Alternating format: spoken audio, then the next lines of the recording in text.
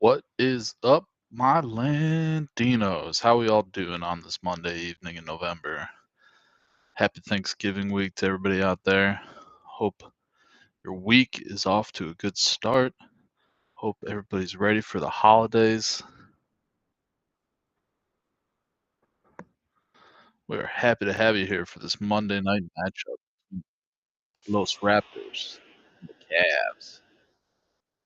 Yeah, Mike, it's going to be a short-handed Cavs. Nothing breeds good habits come playoff time. Like inconsistent lineups on a night-to-night basis. Listen, I know the NBA season can be a slog, but you get a little bit of consistency.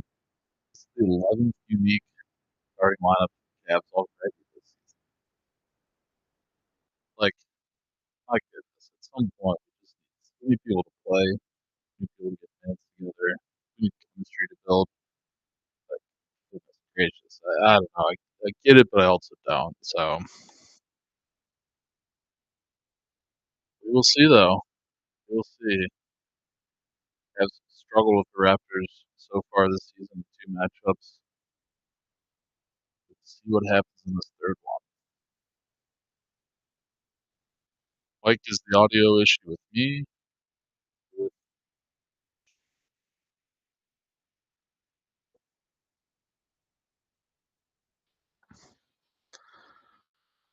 Alright, let me,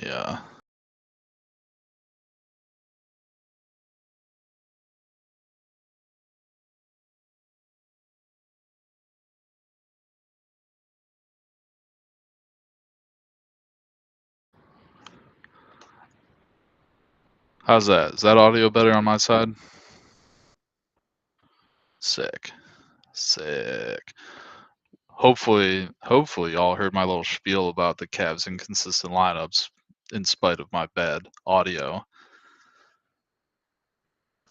I'm just tired of this. I get that the NBA season is long, but at some point we're gonna need some consistency to build up some sort of chemistry and foundation for the playoffs. And I don't know, the 11th starting lineup already this season seems a bit absurd to me.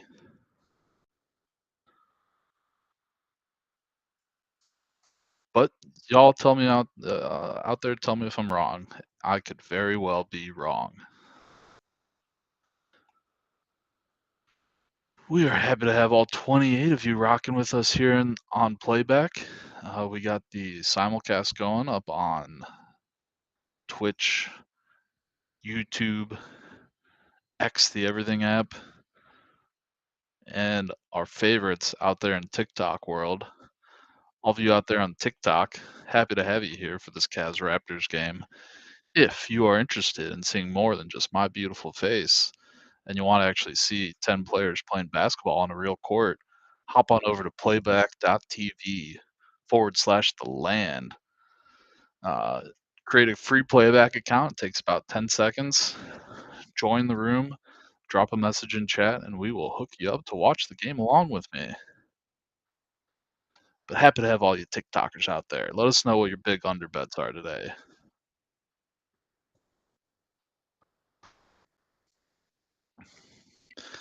Yeah, Mike, it's gonna get worse, this messing around with lineups once we get Strus and Merrill back before it gets better.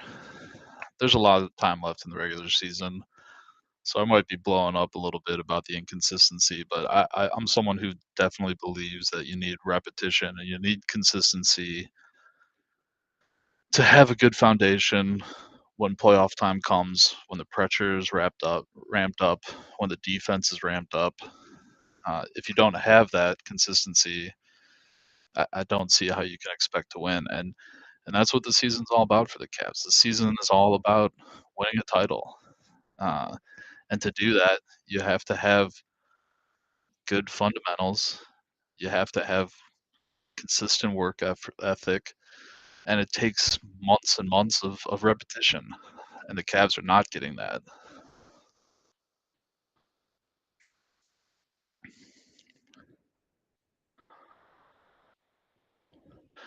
SSJ is calling out that he thinks it's the first game that he thinks Don and Evan are going to play 40 minutes each. They might need to tonight. Raptors have had our number this season so far. Also, they might be the only two people playing. I mean, I don't know who else we got. Luke Travers.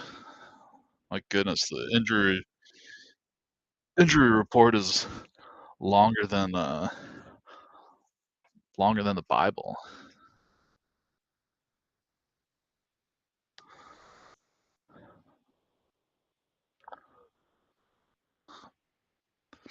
SSJ, that's a great shout out. Don is one of my favorite Cleveland sports leaders of all time. He says the right things. He is the exception to what I'm talking about with consistency when it comes to this Cavs team, because he's out there almost every night. He's saying the right things. He's clearly looking at each game and learning lessons. And I'd like to hear about more what the rest of the team and more what the coaching staff is doing on that front on a night-to-night basis, because I'm just seeing it from Donovan.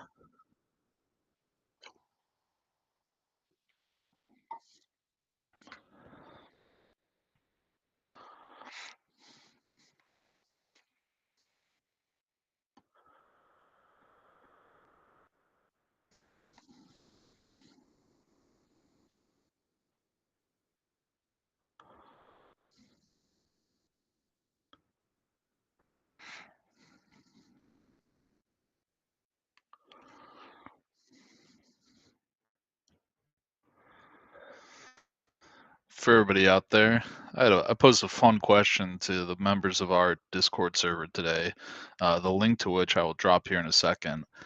But I just wanted to hear about all their favorite Cleveland memories, their Cleveland sports memories, whether it be going to a game, watching a game with someone. And if any of you have memories like that, would love to hear about them.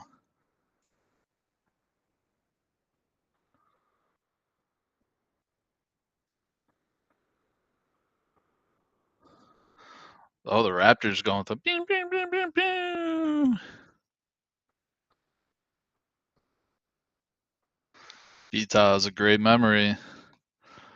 Drop that in the Cleveland sports memories on the Discord server. I'm trying to collect them all for future use and future call out. I'm going to drop that link to our Discord server here in the chat in a second.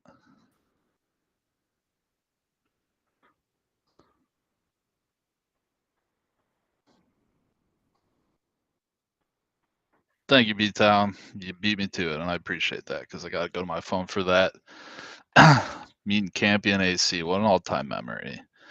Yeah, buddy boy, Mobley was robbed for Rookie of the Year. And shout out to B-Town calling out the landlock tonight, which is Donovan Mitchell, over 34.5 points. That's a big number, but I think he can get there. And I think he might need to get there if the Cavs are going to have any shot this game. What's going on, Big Rig? What's up, Wes? My pasta sauce is wonderful, and I'm here now. Wow, great. So good carb loading to get the game to stream. No, it's for tomorrow. I'm meal prepping. You don't actually carbo load to stream? Only for the big ones. Oh, I carbo load every game. No, And then every Smoothie post King game I loading drink today. a protein shake. You heard him, Joker. He carbo loads.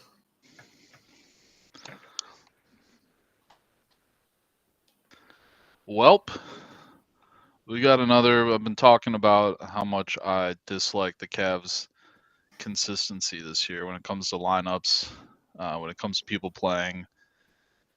There are reasons for it, but I don't think that breeds good habits come playoff time. Question, do you just have a black screen? Yep, it's just commercial. Oh, no, it switched to the Clippers broadcast somehow. Or it switched to the Clippers game, which doesn't exist. There we go. Well, thank you. There we go. We're back. Bro, carbo loading is a 45-gram protein shake.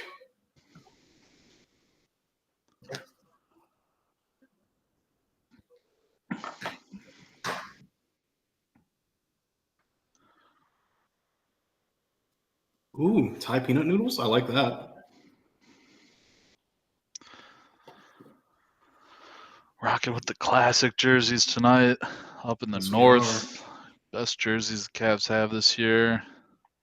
There are some crazy protein bowls out there. Yeah, my usual streaming is a big protein bowl before the game, an acai bowl at halftime, and then a Hell protein yeah. shake after the game.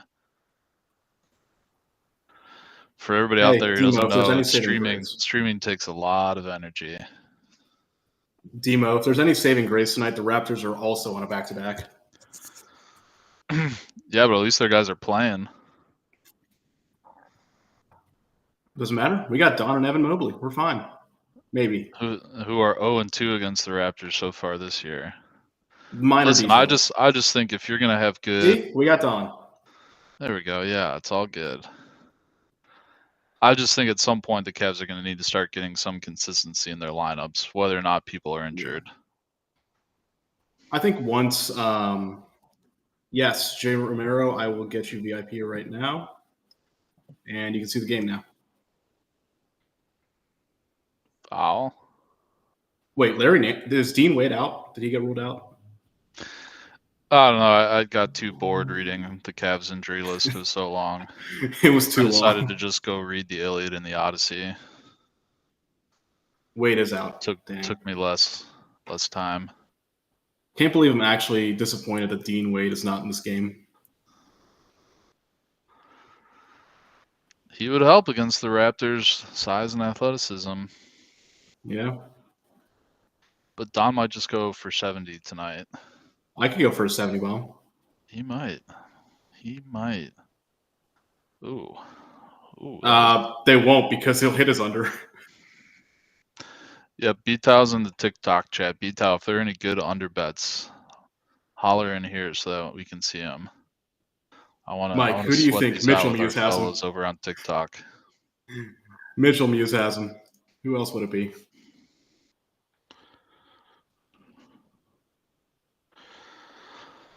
Shout out to Mike Cavs. I believe I'm your opponent this week. Top 2 teams in the league, if I'm correct. Probably. Oh, no. Mike's 3.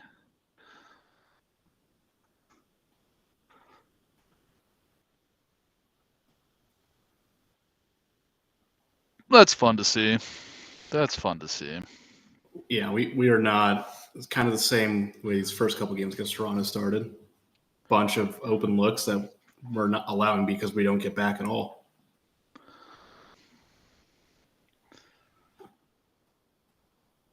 But we do have Luke Travers, and he might be able to save us. Yep. He just might. I don't know. His energy might actually be good to see against the Raptors. Him and Tomlin 100% are going to be big energy boosts, especially Naquan Tomlin.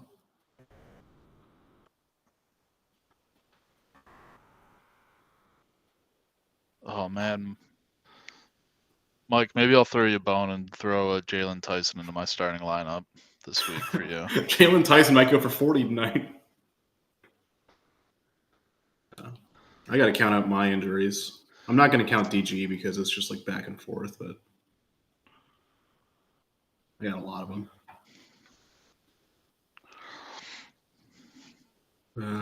Brandon Miller is hurt. Kalkbrenner. Jason Tatum, I knew that was happening. Scoot's hurt. Aiton's day-to-day. Kawhi is hot and cold, in and out. I don't even know what to call him.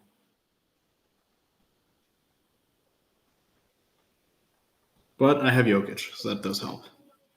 That always helps. Oh, wait. Crap. I'm playing Mitchell Muse.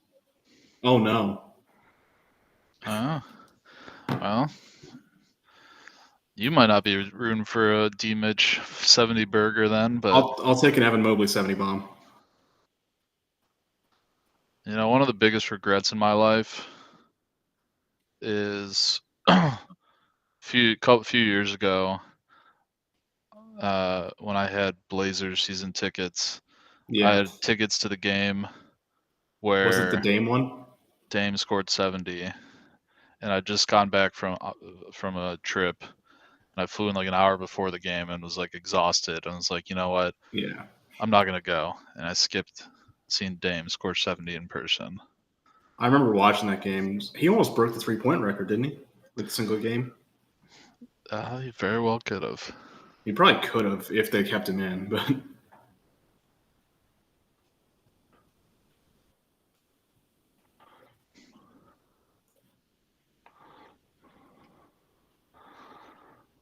I'm surprised they're not giving the current live odds according to DraftKings. wow. FanDuel broadcast uses FanDuel odds. No way.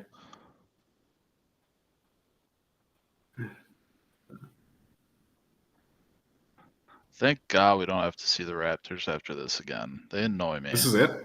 Wow. Yeah, last matchup for the season. Getting it all done in mid-November is kind of crazy. Blackbird, that's a pretty incredible stat there. Would love to have you join the Discord server and drop that in our Cleveland Sports Memories channel. Wes, do some play-by-play according to TikTok. They love your ASMR voice. Oh, really? Apparently. All right. Man, I think I need to try like play-by-play with 0 people in the room before I give it a real go, though. Like, that's intimidating. To see like Ethan and Beatow do that last week. That was It was crazy, like by the way. impressive because it's such a different skill to be able to do play-by-play. Like, all right, Yeah. give me a second here. I'll get it. Mobley bringing it up the court, forward to Tyson through the lane, up for 2. Jalen Tyson scores 2, bringing the score 6-5 Toronto. Toronto pushes it forward quickly. Ingram into the paint, kicks it out to Scotty Barnes, swings it to someone else on the Raptors, who I can't tell who that is because my screen's too small.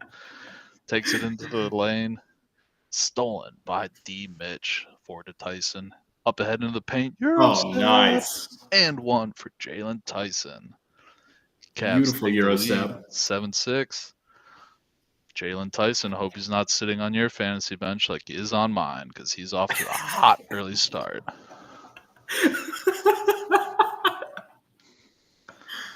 What do you think, TikTok? You want That was some more spectacular, Wes. And Tyson makes the free throw. Progress.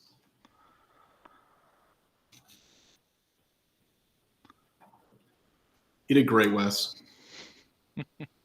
I'd hire you. It would be fun. I might have to get in some local sports play-by-play announcing. Do Pickles play-by-play. The Pickles play-by-play announcer is actually awesome. Mike, I've been meaning to reach him out to get him on for a Guards game to talk a little Kyle Manzardo, who's the first Portland Pickle to make it to the MLB. I feel like your voice would really fit a radio baseball game. Boy, baseball already puts people to sleep. I don't know if they need my voice adding on to that. It's very soothing.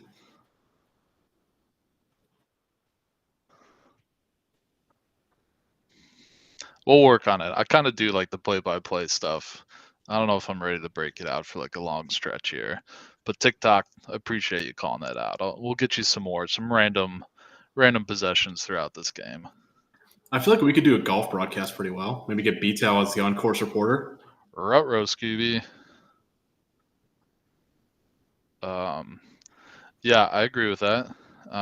Meanwhile, Mobley. Beatow, how's your Smiley Kaufman?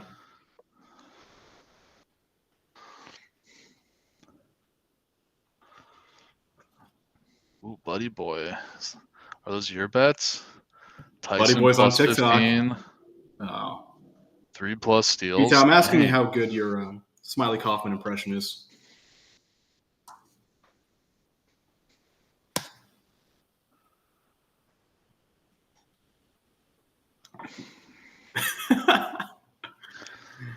Demo says offense might be ugly. That's because you haven't seen Luke Travers yet.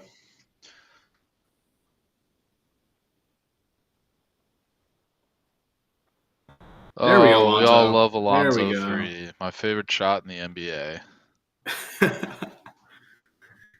And Wes, you mentioned earlier the lineups are hard to build consistency with. Brad Daugherty also just called that out on the broadcast. Yes, thank you, Brad. I mean, I get it. There's things, right, like Struz's injury. You can't change that. Yeah. DG, you don't want to force that any more than you have to. But, like, all right, Lonzo, prove me wrong. Prove me wrong, There we go, Lonzo. I'm Lonzo. happy to see it. There we go, Zo. But, like, at some point, you have to start building, like, some consistency and some base Yeah. for the playoffs. Otherwise, you're just going to be in the same hot waters that the Cavs have been in the last 3 years in the playoffs. So, like, I'm sorry, guys. The NBA season is long and it sucks, but, like, if you actually want to win a championship, start building championship tendencies right now in November. Good for Brad on calling that out, too. Yeah, I mean, I understand us wanting to have everyone healthy, but at some point we got to commit to it. We just got to get guys playing. DeAndre Hunter obviously has played a lot of minutes. I don't hate resting him for this game, but at some point, guys got to get used to the conditioning. As Oh, Larry. Lonzo Ball and Larry Nance are contributing offensively. You know, we said Miracles are possible. it might require a big game from Donovan or Mobley to win this game, but maybe all it requires is all the Cavs' worst players actually doing something. A couple Maybe of it threes from requires us Lonzo, a regressing to three. the mean positively. Yeah, exactly. A couple threes from Lonzo, a three from Larry Nance Jr. And the Cavs are up too. By the way, does anyone know if Chris Livingston is available tonight? I'd like to see him a little bit. Jalen Tyson needs to score some. I'm sure we'll see a good bit of Tyrese Proctor. If someone over on TikTok can nominate your under of the game for us, I would like to follow that throughout the rest of the game. Everybody on TikTok, give us your I'll check best the TikTok under chat. bet. I'll check the chat.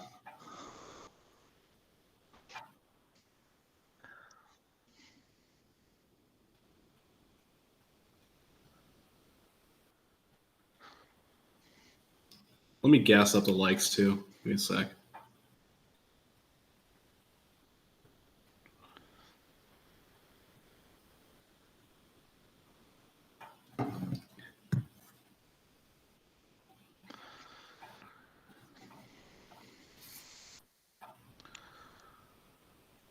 Oh man, I don't love the Raptors as an organization, but their old retro gear is second to those are none. gorgeous.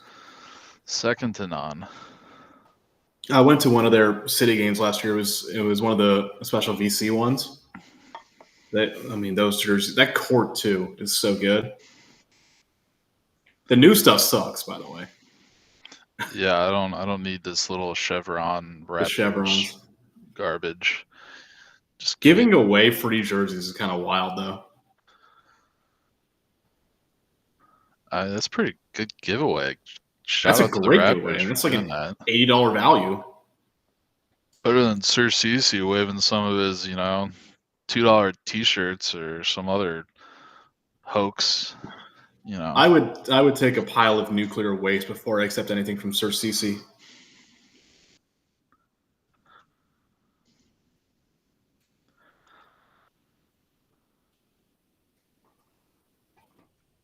Yeah, Fro. I know you're a connoisseur of great merchandise, so I that's a good eye there. They're giving away real Bro, you jerseys might need out to there in change your Toronto. room flair to Giveaway King.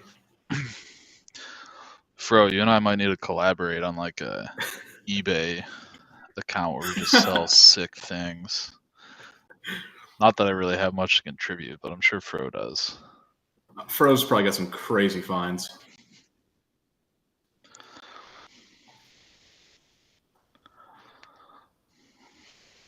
All right, on TikTok, I'm still waiting to hear the under the game.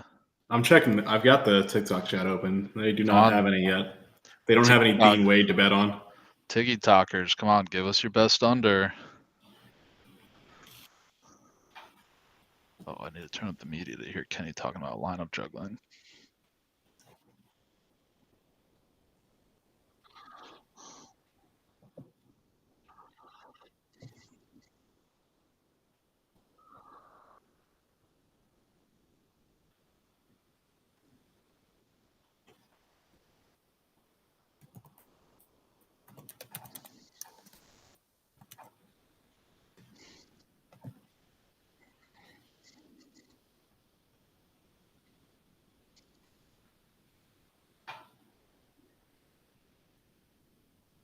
I got Naquan absolutely nothing Tomlin from is what in. Kenny just said. Tyrese Proctor's in. And Great there look, goes Naquan. Lonzo. This is the Lonzo ball we thought we'd be getting. And I like it. SSJ, this is the half the roster is out tonight lineup. Yeah, geez, we got Jalen Tyson, Larry Nance, Lonzo Ball, Naquan Tomlin, and Tyrese Proctor out there. The folks on TikTok, Larry. we're not watching the Cleveland Cavs right now. We're watching the Cleveland Charge Plus. Come on, Tyrese, what you got? Good work, Larry. Get in that post. Work them. Love that. Gets the Love foul on that. quickly. Get the foul.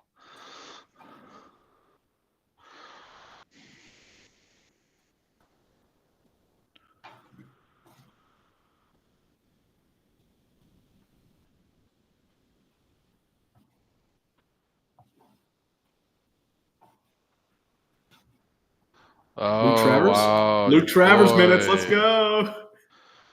Wow. Luke, I'm your father. Travers checks in for who? Nance is on the floor. Who just came out? Tyrese Proctor. Oh, no, he's Proctor's out in. there. Jalen Tyson. Tyson, that's who.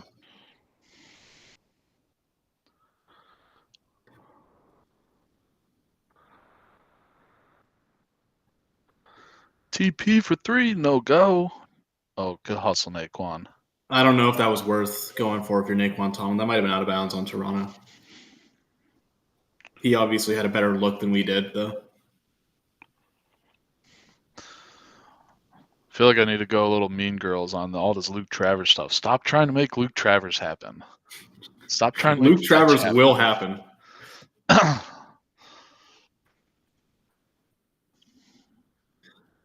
The Cavs always need a hustle Aussie to succeed. Luke Travers is our hustle Aussie this year. See? Oh, good look forward to Naquan Tomlin. There we go. Showtime Cavs. And that's a good thing to see early. The Raptors do not turn it over much. They don't give up many fast break points. They don't give up points off turnovers. They're one of the top teams in the league in all those categories. So us getting those early is great.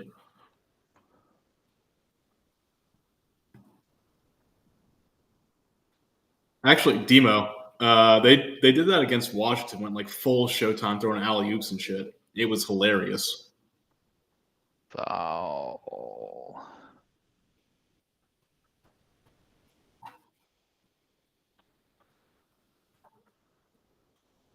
No, Grady.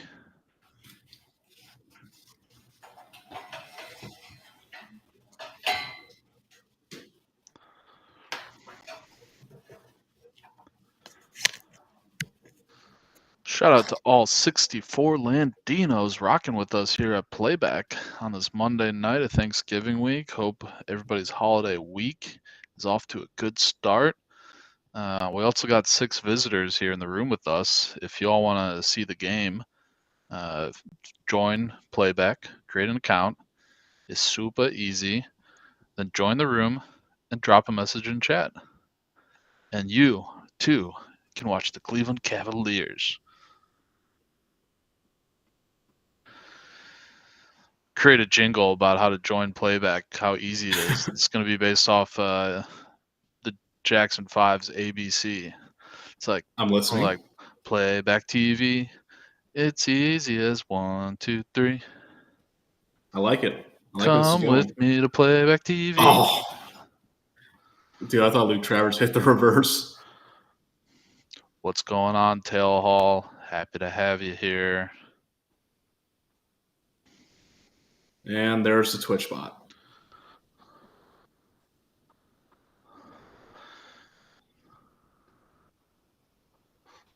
Yeah, SSJ. It always seems to be some random old Toronto Raptor that does some crazy stuff in these matchups.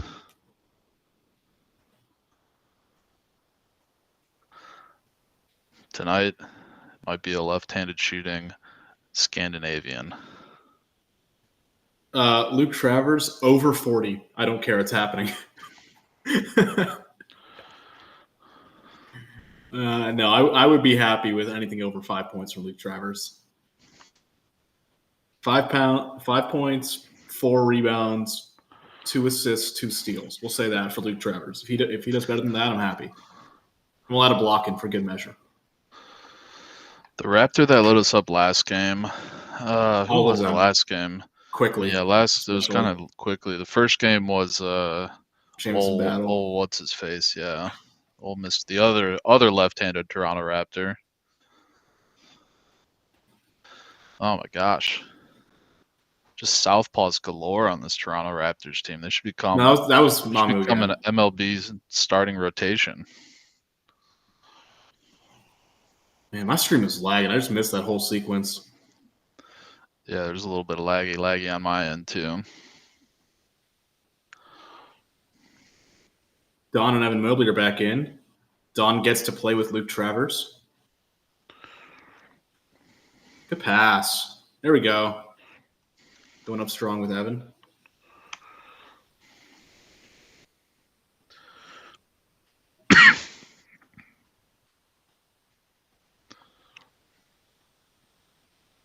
I like fouling there. It's on the floor. Make him reset.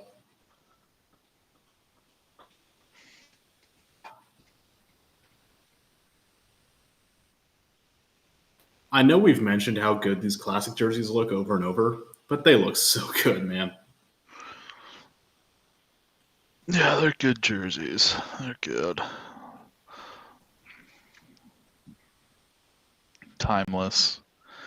Good in the 2000s. Get the ball, people. Get the ball. 2020s. Yes, Luke. Good hustle.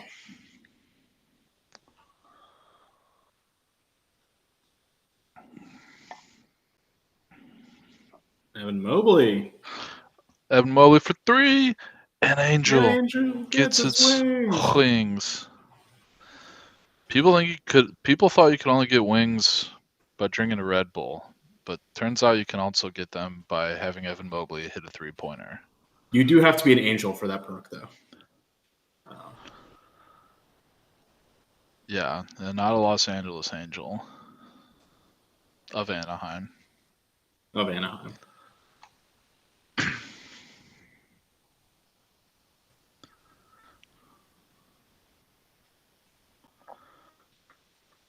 All right, Proctor's got Scotty Barnes on him, which means Mobley's been disappointing in most facets of his game so far this season, but probably the most disappointing for me has been his handles and the lack of development in his handles. Dude, that Proctor-Travers two-man game almost worked so well. Oh, boy. And we give up the open cut. This is what happens when you mess with lineups. The defense gets schooled by not leaving anybody in the paint. Yeah, the free throws have been bad. The shooting in general has been very subpar. Don's got a double. Someone's open. Oh, good luck, Don. Okay, that works. It's got to be a nice little start. He's got to be up to about 10 at this point. I don't think so. I think he's only at 5 or 6. I think he's up. I think he's at least 8. Let me take a look. Yep. I will gladly take a road lead to end the first quarter with this lineup in this game. Don's at 5 points, 3 assists, 2 of 5 shooting, 1 of 3 from deep. All right. Well, sorry, Mike. Or whoever the heck. Sorry, Mitchell Muse. Your 70 burger's probably out. But as Fro Down says, we got a positive diff. Cavs up 32-29 after 1. Honestly, after the first few minutes, I thought it might be another big deficit for the Cavs after the first quarter, but they pulled it back, hit some 3-pointers. Which is nice because there haven't been many games where we've started off hitting 3-pointers this season. There have been games where we come on in the second half, but the Cavs came out firing tonight. And TikTok, I'm calling you out because I'm still waiting for the under of the game. Somebody, give me an under to follow.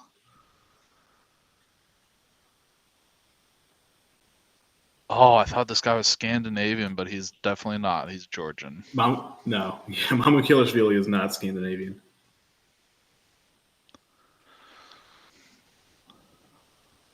I'm checking the chat. I don't see any unders. Apologies to all our Georgian and Central Asian friends out there.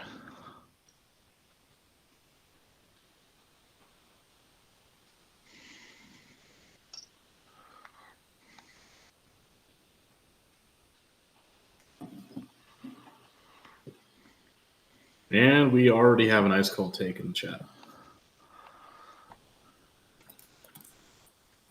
Yeah, Armand. Scotty Barnes, who doesn't even have Scotty Barnes is definitely better than Evan Mobley, who won Defensive Player of the Year and was second team All NBA last season. Scotty Barnes is definitely better than that. You keep telling yourself that, bud.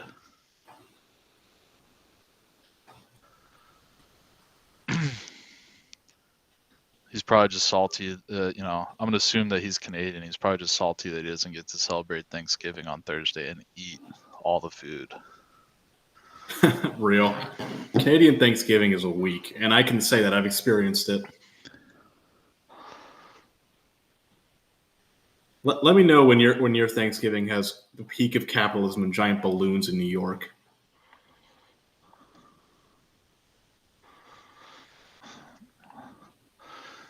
Yeah, Mike, we'll have some great Toronto Raptors takes during a halftime.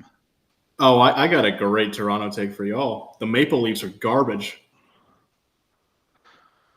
It's great. It's hilarious. Dead last in the East, I think.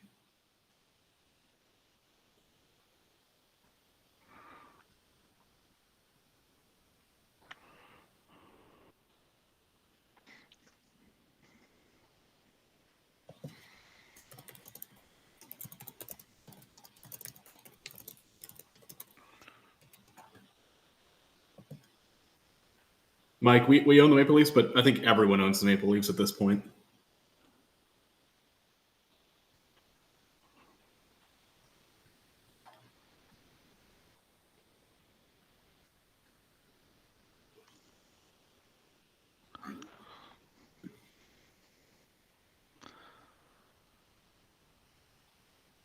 Board.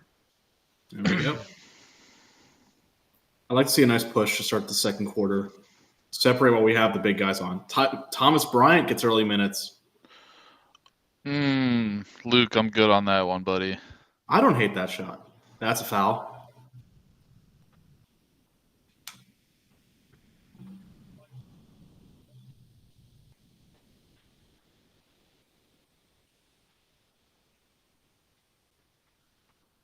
I will admit, I was standing Luke Travers as a complete joke to start the season. It may not be a joke anymore. Yeah, that's fine. I don't, that's fine. He doesn't really do much for me, if I'm being honest, but, I'm glad He's not a does negative. something That's for what you. matters. He is not a guaranteed negative. Yeah, Tomlin has, and he's earned his playing time. He's looked really good in his minutes.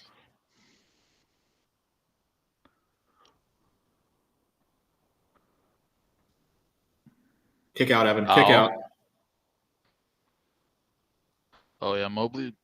Oh, Don takes it. Ugh. Would like to see that go back to Mobley right there. Yeah.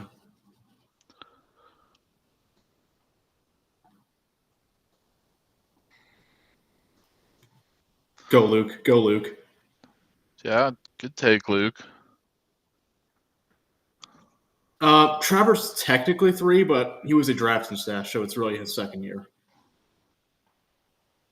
He was in the same class as Amani Bates. Oh, how does that go, man? Oh, Yeah, Don TV. doing his Yeah, best TV. Shadur Sanders impression ahead to Thomas Bryant. Amani Bates, I believe, is with the Sixers G League affiliate. Also called the Philadelphia Seveners. Get That it? was So they that got was the terrible. 6-7 in Philly. That was terrible. That was great. TikTok loves that. I'm sure TikTok loves that. Gas me up, TikTok. For anyone who was wondering what Philly's actual G League team is, yeah, you're getting iced real quick. It's the Delaware Bluecoats.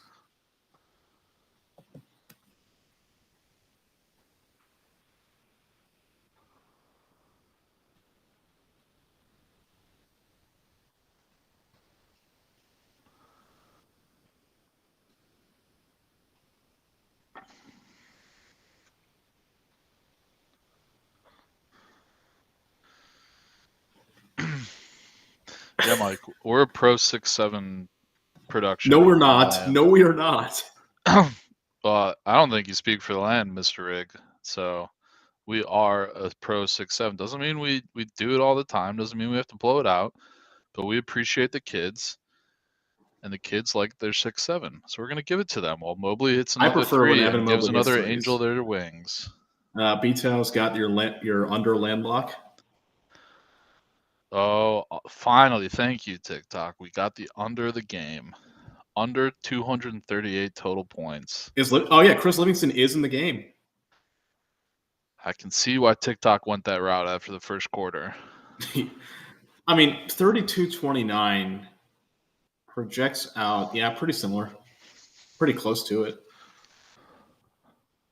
Is this Livingston's first actual minutes?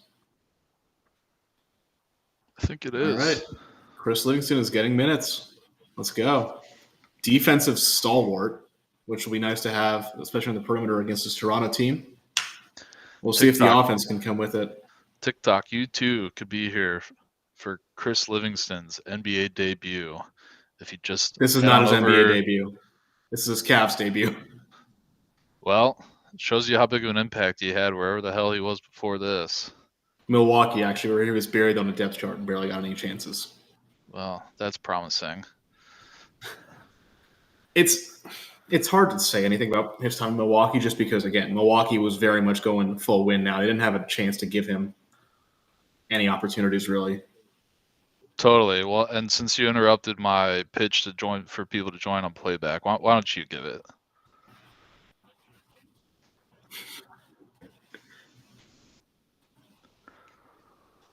Weisberg, two things. One, I'm not on Twitter, so it's a whole lot of not my problem there. Two, who names themselves Turd Nugent? 69.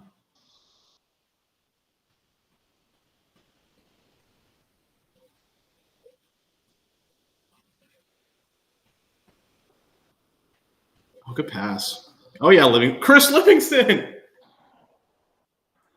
MVP.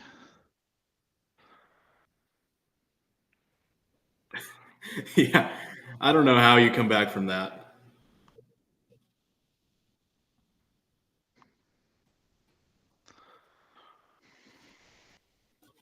Ty Hall, Chris Livingston was the Cavs' newest two-way signing. From Akron, Ohio. I believe he went to – where did he go to college? MSU? No, maybe. I don't know. I know he played my high school at one point, dropped 30 and still lost. I don't remember where he went. Chris Livingston is actually a DNA project, and he's a cross between Chris Paul and Sean Livingston. So he's a Thank you, Mike. experiment. So he's just going to be an unbelievable mid-range shooter? Is that where we're going? Yeah, pretty much. Oh, Thomas TBC, Bryant makes another impact, here. and then Jalen Tyson throws the ball away. Jalen Tyson. Passing it to nobody. I like this high trap. Okay, Naquan. He's doing so well. Yes, Mike. All right, so well Mike just made me the best Chris Livingston fan ever. Chris Chris Livingston Livingston is has an an NBA NBA Cup Cup. champion, which is not something any of the other bums on the Cavs can say. I think Thomas Bryant might have an Livingston. NBA Cup. Because was he on the Pacers when they won? Probably, but facts are loose things these days. Your feelings don't care about your facts. That's the one. Oh yeah, the Lakers Pacers won an lost to NBA the Cup. That's what it finals. was. Yeah, they lost in the finals. Thomas Bryant might still have been a Laker that year. You never know. But it felt like the Pacers won that because that was kind of the coming out party. I mean, not the coming out party for Halliburton because he'd already been known when he's in Sacramento, but it was for that whole team, like Neesmith especially.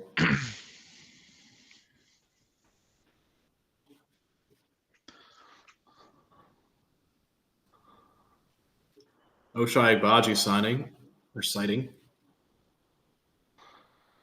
Former Cavs legend. Naquan, don't jump there, dude. Thomas Bryant had that covered, and now it froze, and I can't see it. Yep. Foul? And foul. Another Naquan Tomlin foul. Wouldn't be a Cavs game without some Naquan fouls. So, what happens first? The first half ends, or Naquan Tomlin fouls out of the game? That's probably a question for the gambling nerds over on TikTok, but I'm going to say it's about an even bet. It's got to be pretty close. Thomas Bryant was a Nugget in 2023. Okay, thanks, Mike. Yeah, he's just an NBA champion. I that doesn't do anything for me. Why do the Clippers want DeMar DeRozan? The Clippers are just trying to build the best 2016 team. I mean, DeMar's from LA, I'm pretty sure, but yeah, he's from Compton. Oh, so he gets the hometown boost. It's every game becomes a home game. Oh, nice. Good little sequence there from Livingston and Proctor.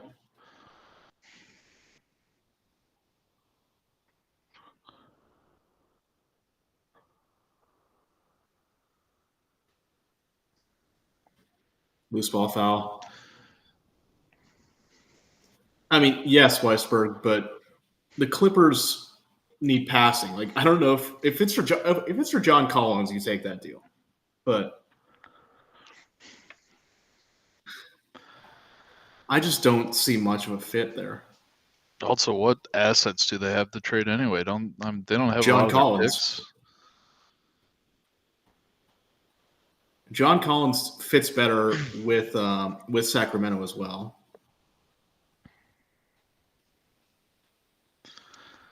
You know what? Go ahead and do it, Clippers. I look forward to you losing in the second round again. Is not a Chris Paul replacement. He's not a distributor. He's a scorer.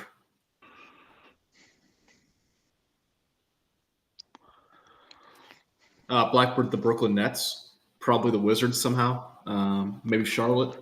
The really bad teams will be better with DeMar DeRozan. Yeah, Weisberg. He's definitely more of a Norman Powell replacement.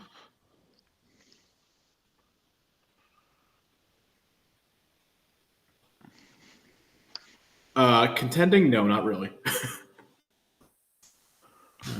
The Clippers are really missing Norman Powell, and he's playing great in Miami.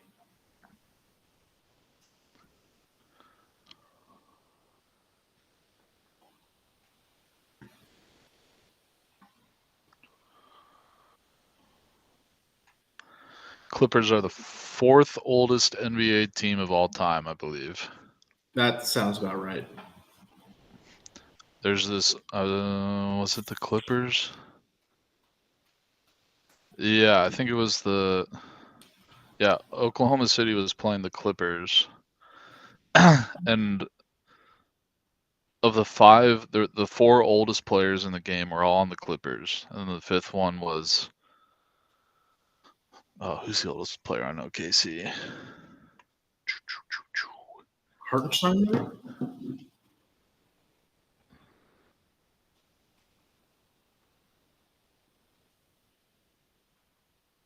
Let me look at the roster.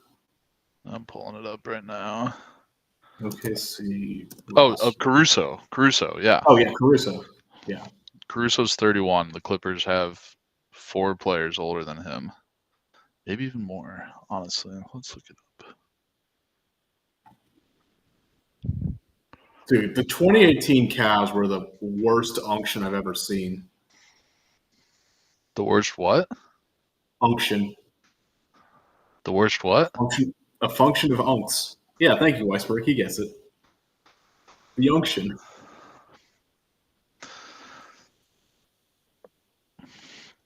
Conjunction, unction. What's your function?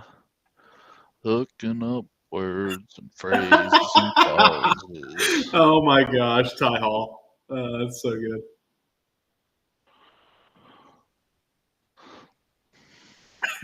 I'm happy to be an unk. If it means not knowing what I actually patient did is. like the Rodney Hood. I like the George Hill ad a lot. George Hill was decent for us in fairness that year.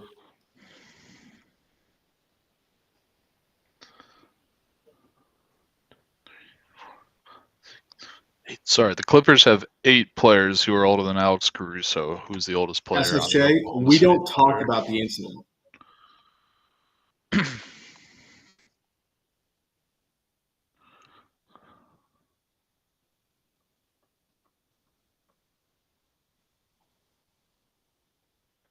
The Kyrie IT trade was such a weird deal all around.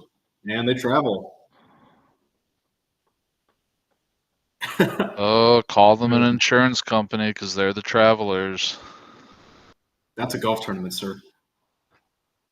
Named after an insurance company. Oh, I know. I'm just messing around. Come on, Tyrese. Okay, that's a little vet move. Yeah, the little step back. The little shoulder shove. That's a vet move. Pushing the diff to 8. Cavs up 8. Quietly up to 8. 44-36. What's up, Crowley? Good to have you here, Mr. Crowley. Yeah. Okay, speaking of like the Sexton Drummond Cavs, there was a period where Andre Drummond was genuinely running our fast breaks, and it was horrifying.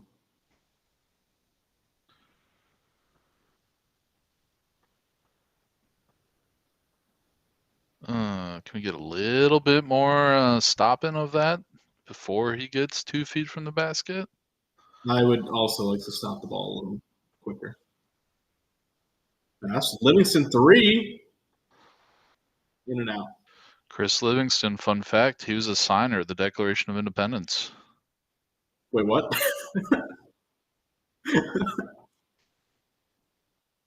Was there an actual guy who signed a declaration named Chris Livingston? Naquan Tomlin, 2 threes in 2 games. Love that. There was a guy named Livingston. I don't remember what his first name was.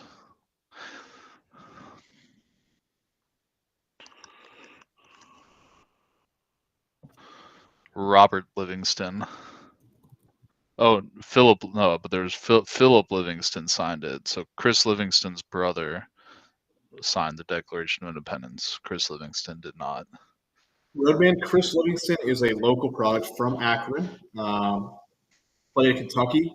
Was with the Milwaukee Bucks to start his career, and now is with us in a 2-way. And Big Rig knows all that because we had the same conversation 5 minutes ago. Yes, we did.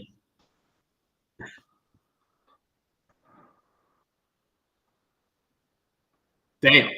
Ooh, yeah. Not a great landing, but damn.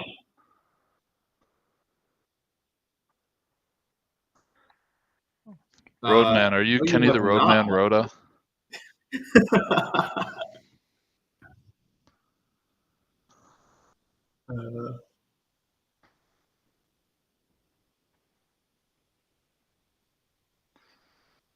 Oh, Naquan. Naquan does it to him. He does it to him.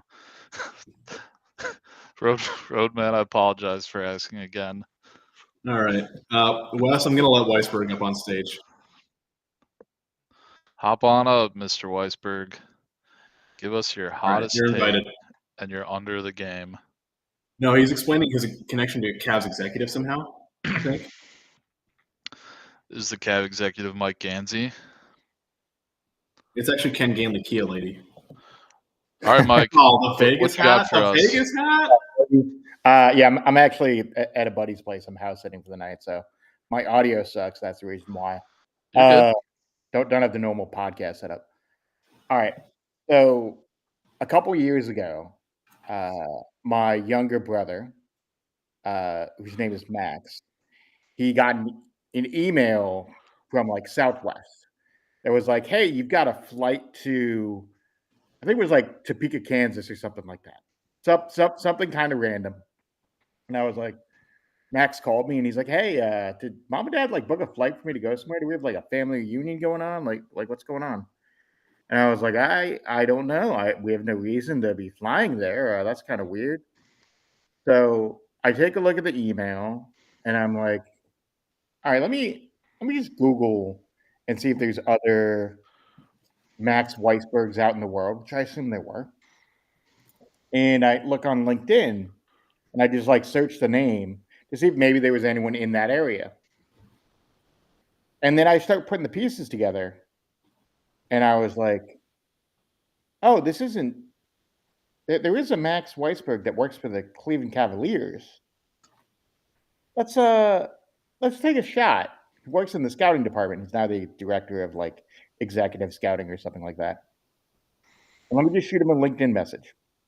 Maybe he was like going somewhere to watch some hoops or something, right?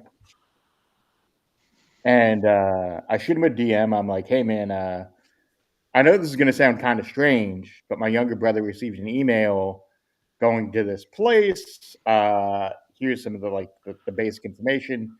Can you confirm if this was you? And he goes, how did you? Yes, that's me. And but turns out his email is very similar to my younger brother's. There's just like some. I'm not going to dox the guy, but the emails are very similar. And he just screwed up when typing his email in Southwest. For some reason, he didn't have like his usual user profile out on there. But yeah, we went back and forth via email. I of course ended the email chain by being like, "Go Celtics" at the end of it. No. Did he go cold on you after that? He ghosted him. No, he was like, and look, he's gotten promoted a couple times since. We're LinkedIn friends. Always give him that like and the congratulations afterwards. Obviously, you know. Wow. So was he going to watch Ochai Agbaji? Was that where he was going? I have no idea where like I can go back and look at the emails and see exactly where he was going at the time, but it was very funny.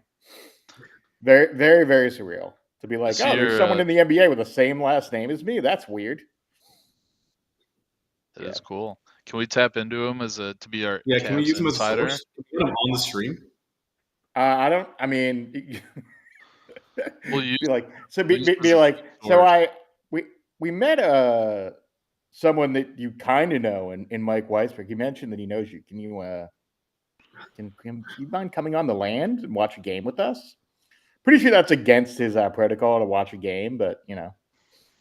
There we go, Lonzo. You think so? Remember that guy who stole your I think for your NBA execs, it'd be a little weird to like watch an away game. He's probably got more important shit to do, to be frank. Probably. But, you know. Let me check his exact title. So his exact title is let's see.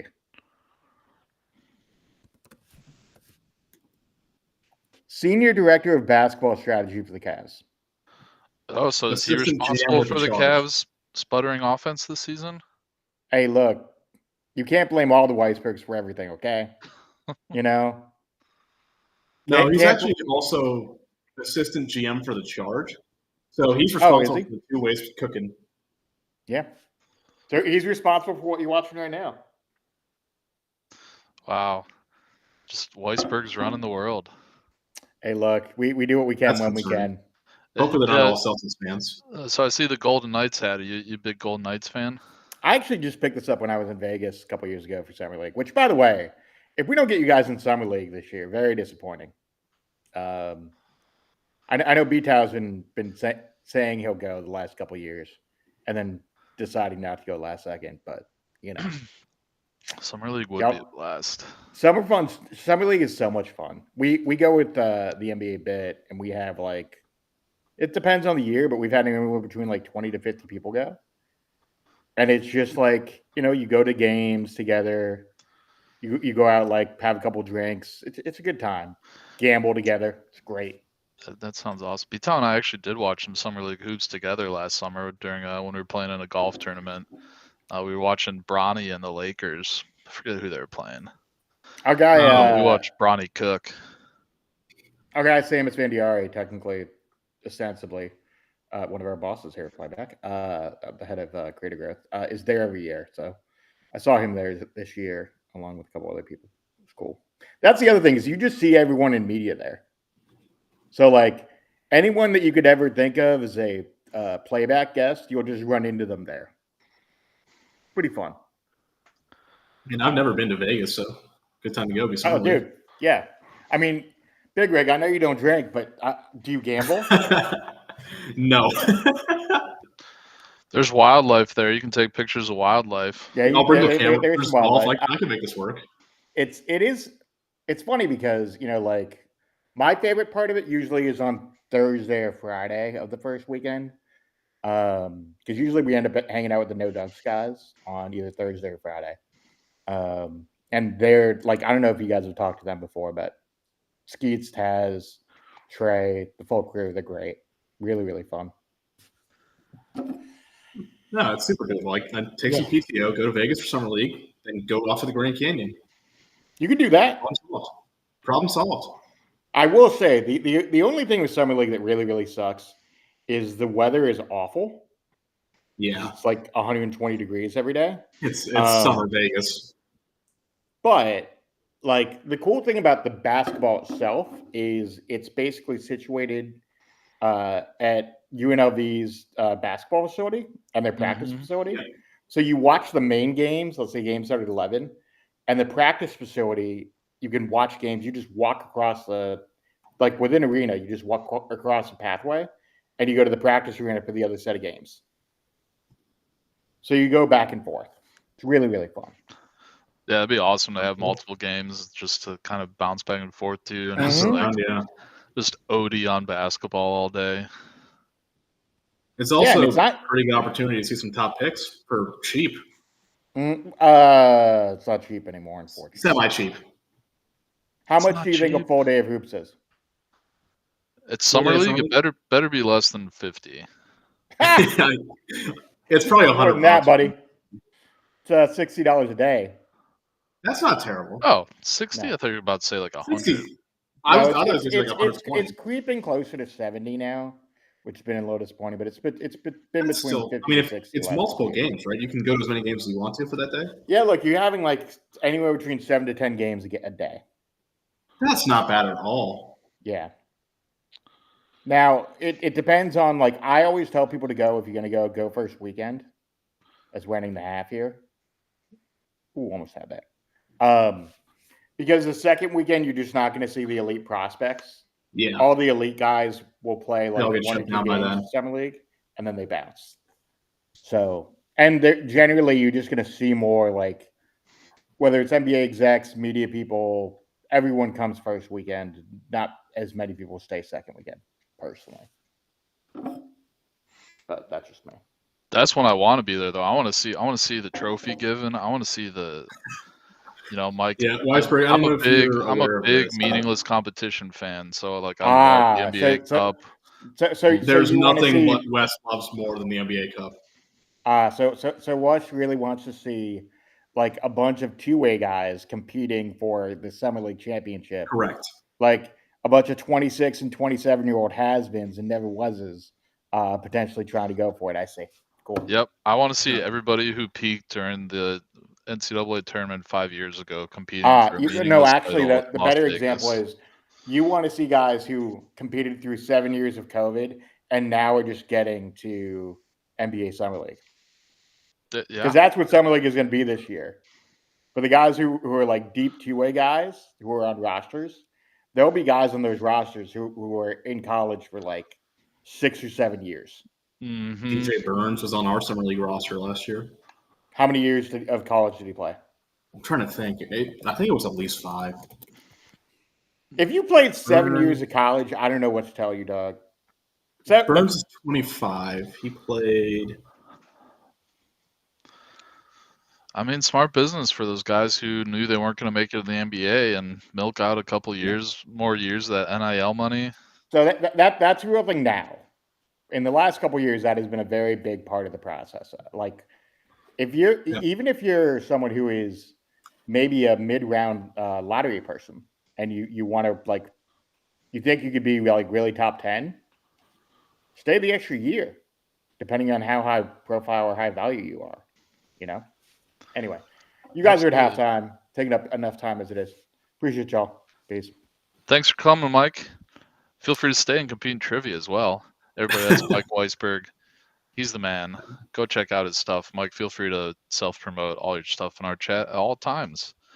One of the few always tolerable welcome. Boston Celtics fans out there.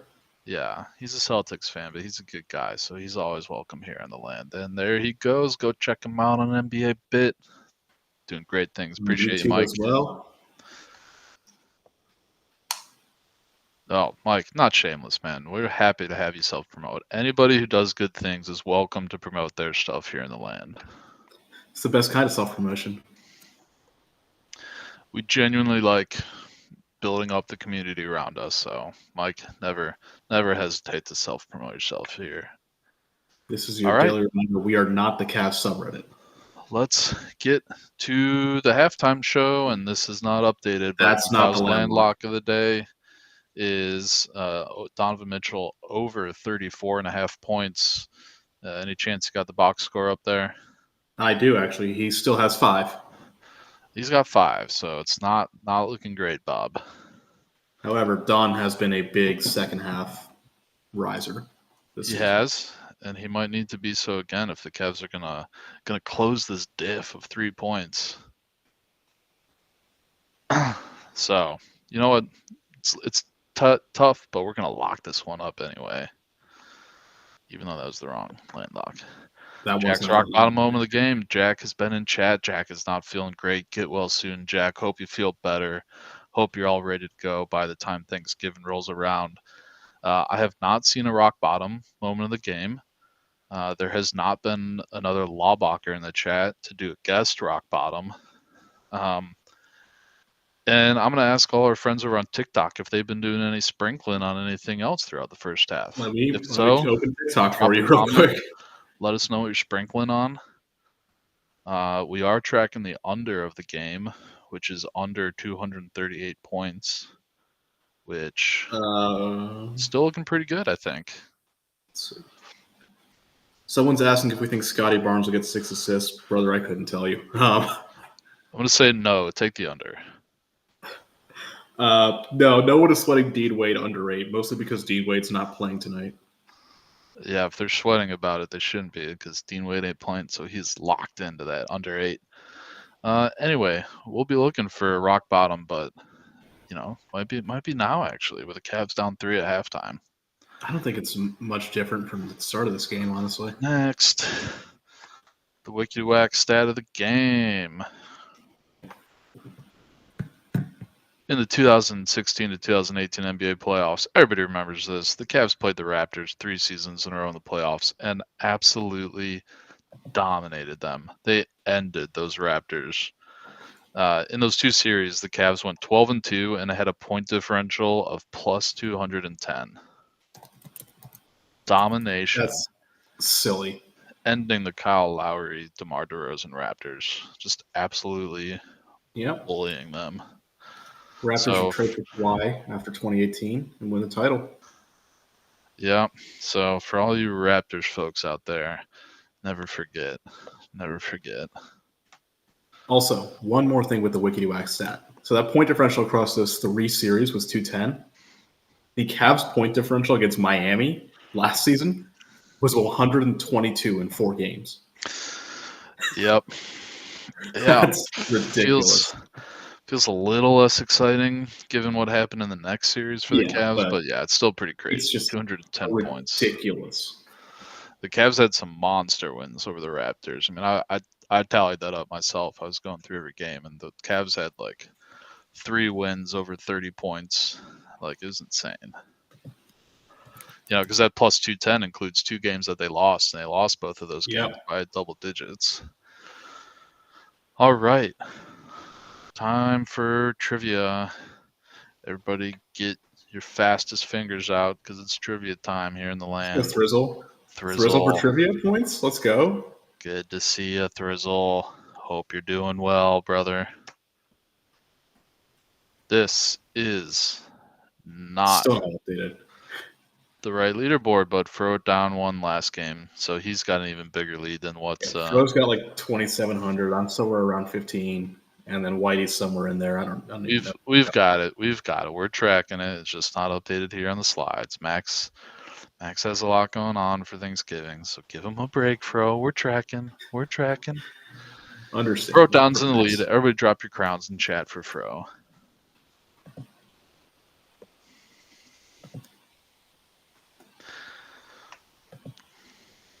All right, the rules. Who cares? Tonight's category is Spider Fan. Where's Muse? Spider Fan does whatever a Spider Fan does. Question, drop it in 3, 2, 1. This Turkey Day, Mr. Spider will probably be donning the colors of this NFL team.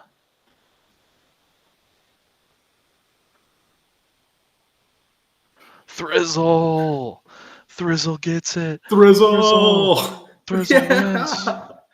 It's Los Cowboys. What a great picture there that Max pulled. That's such a funny picture. I also had no idea Donovan Mitchell was a Cowboys fan. Same. No idea why, but good for him. Or bad for him because it's the Cowboys. Yeah. Yep. Wow. No, Thrizzle, he's from New York. Thrizzle, you came in just in time. Great stuff here, everybody. Thanks for a good halftime show. Hope everybody can compete start next month to get their picture on the Wall of Fame. Thrizzle, am I correct that you are not? Oh, no, you are up here. Thrizzle's got to be on there somewhere. Why? Wait, where? Oh, yeah. He's right next to I'm not seeing Thrizzle, but he's there. He's right next to the ruler of the land. How could I miss him? He's right next to you too, Big Rick. Furocoro's right next to Thrizzle. So if anybody wants to get in the Wall of Fame, start competing in trivia. That's especially for all of our Tiki-Talkers over there on TikTok. Hop on over to Playback, compete in trivia. And if you're dropping comments in the TikTok and I didn't see it, well... There were not any comments. That's your sign to join Playback.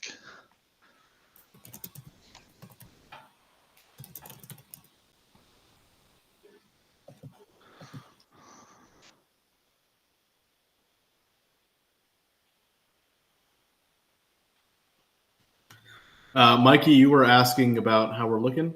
Fine, I guess. We're down 3, but it's also a non-existent Cavs lineup.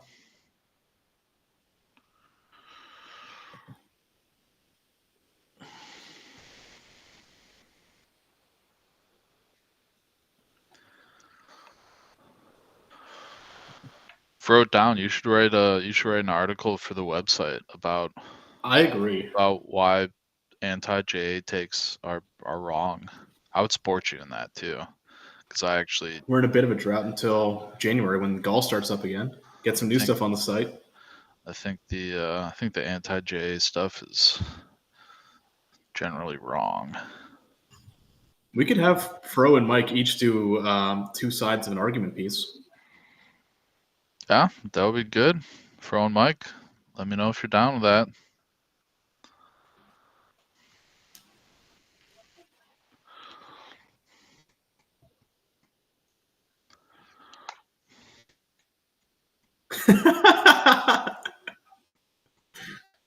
Oh gosh, bro.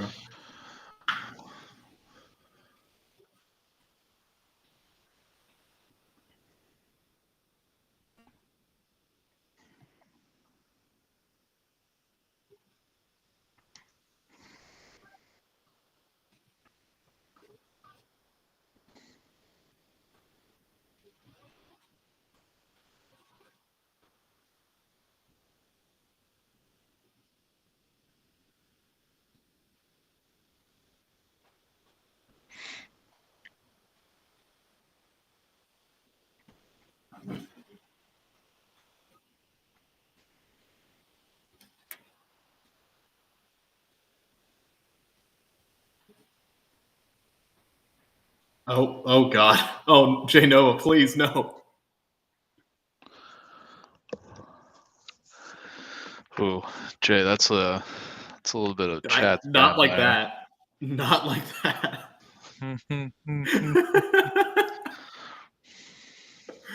Wait, who deleted it? I want to read that.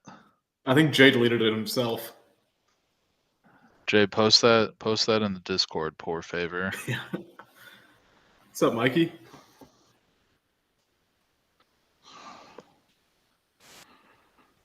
Yo. What's going on, good sir? That man's hands are freezing cold. That's what's going on. Guess what I just walked through? I just walked through practice for the Thanksgiving Day parade. It was a blast. There was people everywhere. They had 34th Street shut down. Do they have all the balloons? Is there a inflated? Pikachu balloon? No, it's like the marching people and the cheerleading groups and like just like all these random people doing their practice marching. Oh, what bands did you see? Like marching bands, not like I any... know. That's what I know. That's what I mean. I'm always interested to see where the marching bands. Yeah, the bands are come sick. every year. It was like Bill Belichick's girlfriend's cheerleading squads. Hell yeah. Oh yeah. Like they all had their like like you know what I mean? Like the cheerleading jerseys that like rich you see white she's trying to 13-year-old sue girls Pablo do. Torre now, by the way. Yeah, I saw that. Ooh, I got something cool though. So I went to dinner at a Cantonese restaurant, but I was walking around Chinatown and I found this place that does homemade Malaysian style jerky. Ooh. And you get a live beef jerky view. And it's pretty good. It's like sweet.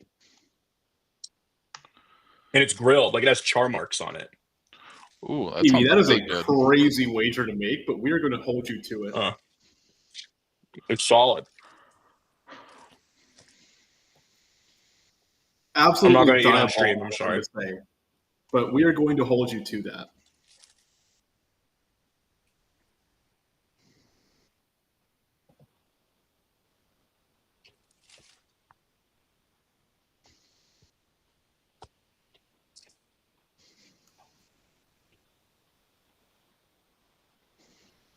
If we go to the finals, I'll eat 100 pieces of this jerky. I asked this it was like the place was being run by this old man. It wasn't like a very big place. It was just like he had the dryers where he was drying the jerky and then like the cash register. And I was like, how do I pay for this? Is it by the piece or is it by the weight or whatever? And he was like, whatever you want, my friend. I was like, how do I tell you how I want to pay? It doesn't make any sense. Hey, J Nova, this is me. This is my phone. I'm taking a picture of the chat right now so that I have receipts for that. If Get the one Cavs for win the finals, you have to eat horse poop. Yeah, just took a picture. PB talks too. Just with the see, Jay, Arby's steak bites. I've got a picture of the chat, Jay. Got receipts. Oh gosh! If we win the finals, I don't know what. I'll go downtown to San Antonio, eat a peanut butter and jelly sandwich in front of the Alamo or something. People are tossing. Jay's talking about eating poop, and all you're willing to do is go eat a peanut butter and jelly sandwich in front of the Alamo. That's objectively funny. Okay, fine. Give me something weird to eat in front of the Alamo. How's that objectively funny? Give me something weird to eat in front of the Alamo, and I'll do it. Not horse poop though. I'll mail you some jerky. Okay, sure. Chat. Give us some suggestions. But how is? I still am confused. How's it objectively? I will funny not eat a bad head. for eating a peanut butter and jelly sandwich in front of the Alamo. Fine. I got it. If we win the finals, I will eat a cricket in front of the Alamo. Yeah, I like Fro's idea. A bad head in honor of Ozzy. Bro, we are not starting COVID again. Oh shit, it's lagging really bad for me. It's been lagging for all of us all night. Yeah, it might not be. And Mobley is wide open. An angel does not get its wings. Mobley's got to be more aggressive in the second half. Yeah, Mobley's got to stop being such a bum. Also that. There you go. There goes it's like Mobley. That, Mobley. See? Negative self-talk does a lot of good things for us here in the land.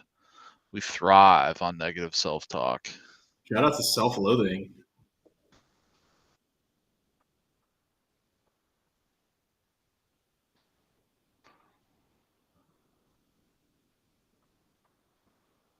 And Brandon Ingram. Good defense too. Yep.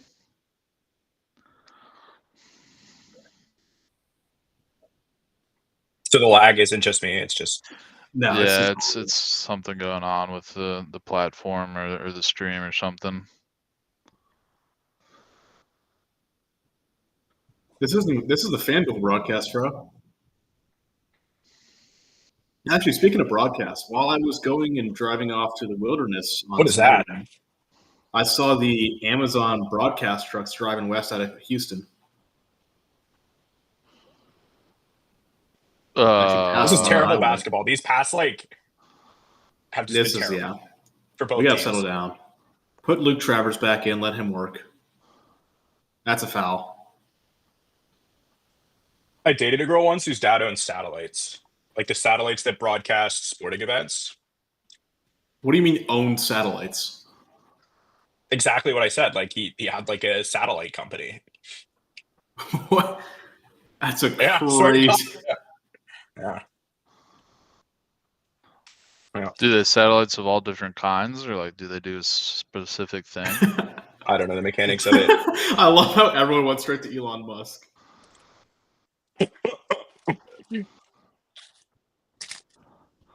Right, what are you doing? I'm gonna start a space junk company. I'm just gonna clean up space junk from space. You don't even have to. It all just falls back down into the oceans eventually, or burns up in the atmosphere.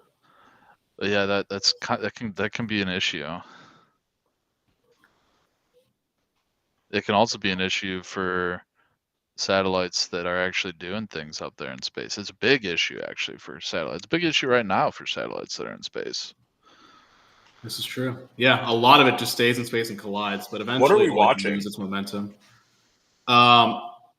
Really bad basketball. Yeah, Jay, that's what I'm talking about. That's why my business idea is good, because I'm going to pitch it to other satellite companies. So I just And have I'm one gonna be- question. I'm How gonna do be you their junk man. propose? How do you propose to clean up the satellites? Well, okay, we're not cleaning up the satellites, we're cleaning up the junk. Okay, how do you And propose to I clean up the think- junk? Well, I mean, if Elon Musk can send a car into space, I can figure out how to get a trash picker up really Trash fast. bag. So Yeah, are we using a giant claw machine? Is that Yeah. how we're going to do this? no, Jay's got it. The giant vacuum from Spaceballs. I think that's still up there too in space, in low Earth orbit. So we just, bring a couple spare parts up there, get it back into working order, and then weekly trash pickup around space. Phase 2 is go full Theranos, bro. Thursday evening comes, all the satellites and the International Space Station put their little trash bins outside, and we come around and pick it up on Friday morning. Okay, but Friday where? What time zone? Because it's changing at all times.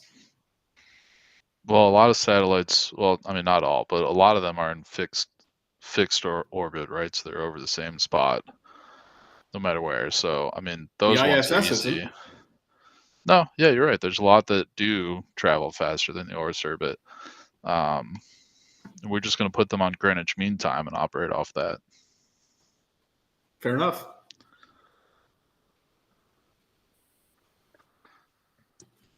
So it's gonna be like full dumpster system where they connect the truck to it and like do the whole tip over thing. How are they gonna do it? Yeah, no, that's exactly all right. Like, I love it. same kind of garbage truck that drives down your street in the morning. It's just that, just with a couple of jets attached, pretty much. Okay, I can work with this. Don't need to reinvent the wheel. Don't need to reinvent. We're gonna harpoon the garbage space truck. junk.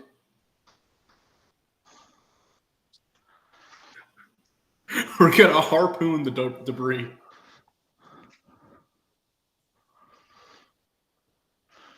Jay, I might need to hire you on as my chief operations officer.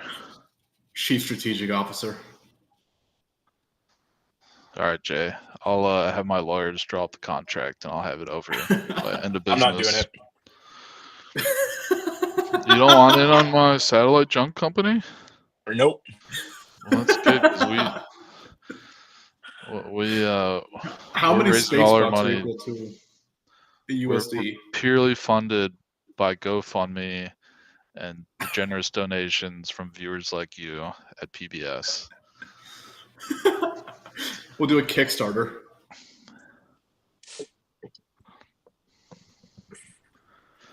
I'm sure we could take this on the Shark Tank. Someone's got to be in on it. Do you like my cup, Big Greg? What's it say? Lone Star? That Lone Star? Solid. I'm drinking water out of my Lone Star cup. Oh, love a good Lone Star. Love a good cheap local beer. I love cheap local basic beer brands almost as much as I love the NBA Cup. Oh, Space The Jam most for common sure, brand forever. around here tends to be Narragansett. I don't know if any of you guys have had Narragansett. I actually haven't. It's pretty good. I like it.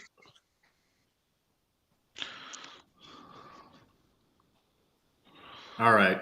Big test now. Will Evan Mobley make a free throw? Not a chance.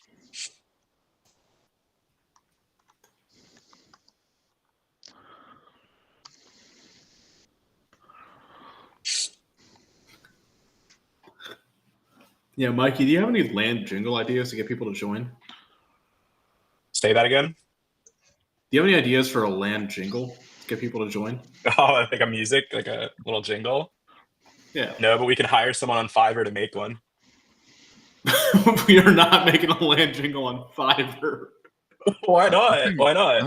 I think I had a pretty good start there with the Jackson 5, you know. No, I think Wes was onto something. Playback TV. It's By the way, easy Evan as Mobley made 1, both 2, free throws.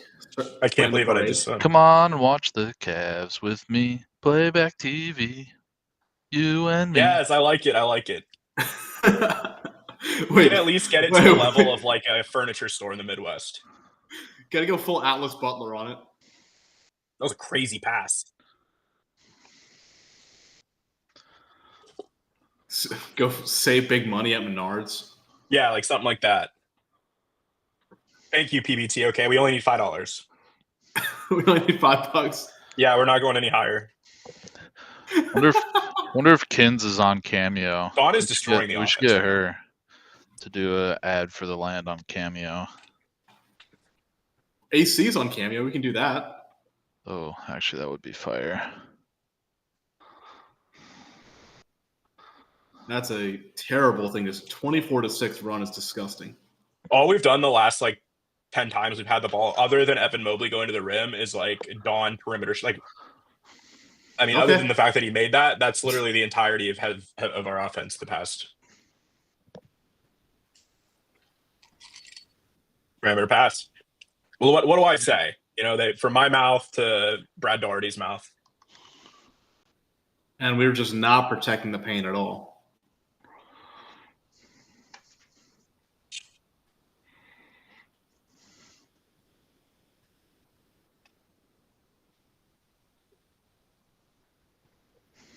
You don't think you can operate a Cameo account, throw it down? AC can barely run his Twitter, man. All he says is, I agree, go Cavs, and impeach Trump now. Kins bump time. Everybody get ready. Apparently AC is like a nice guy. I knew a guy that worked at a country club that I knew a guy who worked at a country club that AC like frequented. And he said that like every weekend AC and like all his other old guy friends would like go sit at the country club and smoke cigars. I love that. That's my dream. My dream. So, okay. So this got me on one of my other things. You ever go to like a coffee shop and you see like a group of old guys who are all retired, just like, yeah, they just sit there for probably the entire morning. Like my retirement goals are to be in one of those groups. I'd probably also like to be involved in the cigar group at the country club that you're talking about, Mikey. And then I would also just I'd probably like to be a barista as well. Those are my retirement goals. No, I want to retire somewhere where I can just have a cabin out in the wilderness, get a nice view of the mountains, sit on my porch sipping coffee every morning. Just let Proctor Or we get could be run over. Costco greeters.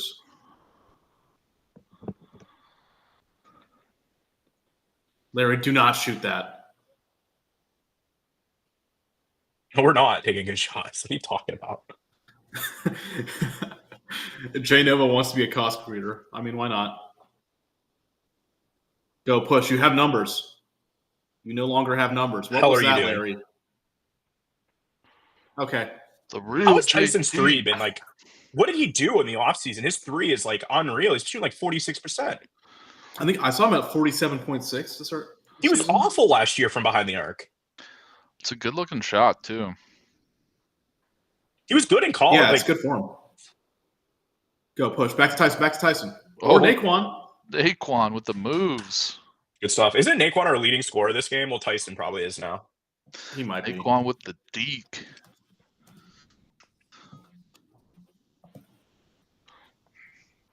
Hit the Quan. Yeah, I missed 2016.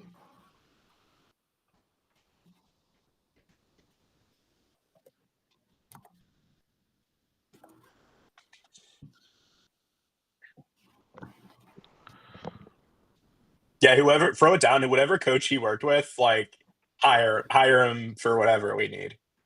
Hire him right now. Give him a full-time position and put him on Luke Travers' development. Oh, he's already cash coach. All right, good. Get him working with. We've done our job. Is that I thought Tokyo you meant Drift? he was like a private coach. Playing Tokyo Drift in the arena? Is that a giant Subway sandwich? Yes, it's two of them actually. Oh, are they going to race it across the section? They're going to Tokyo Drift a Subway sandwich. That Cavs fan right there needs to hijack this. Just steal the Subway sandwich and run. That would look cool in an no, apartment, like the massive Subway sandwich. Oh, they dropped. Oh, they still win. Oh, they got to go back. Oh, they're just throwing it. What a toss. What a toss. And it's a fumble. That was way more entertaining than I thought it would be. You know, Subway got the bad end of the stick with their marketing. You know, they had to recover from a lot of stuff for a while.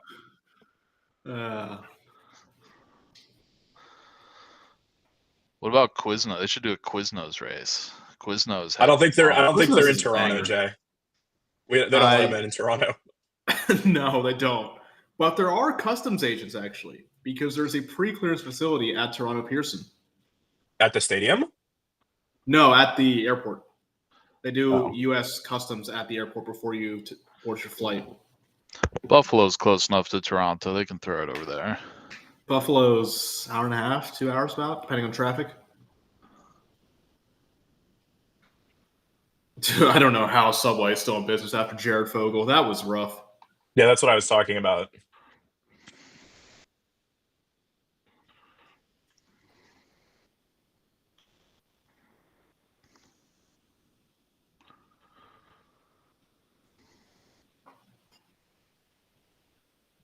Is Quiznos out of business? Because they were great.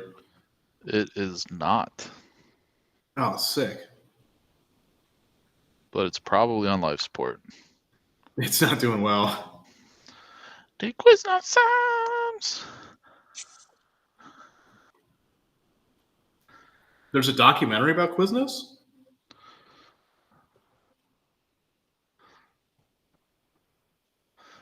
I saw Quiznos in a strip mall recently next to a Nike outlet store. Oh. I should look it up. Is there a Quiznos near me?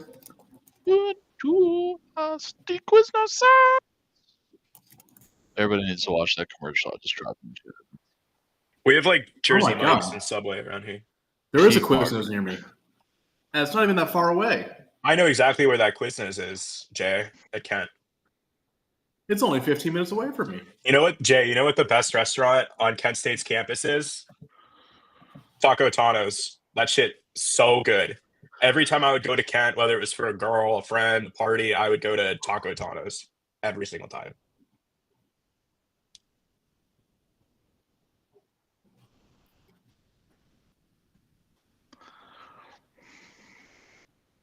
Mikey, do you know Euro Gyro?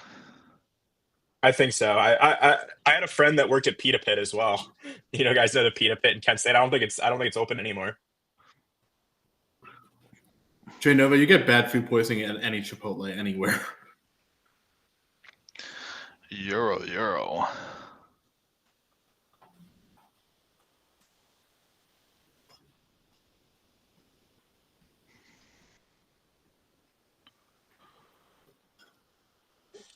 Kent's a fun place.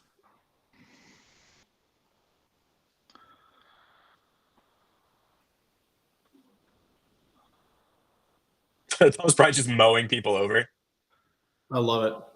taking a mid-range jump shot for some TB. reason. I want to see some bully ball from TB, not some mid. I want to see some Luke Travers because he was actually playing well in his minutes.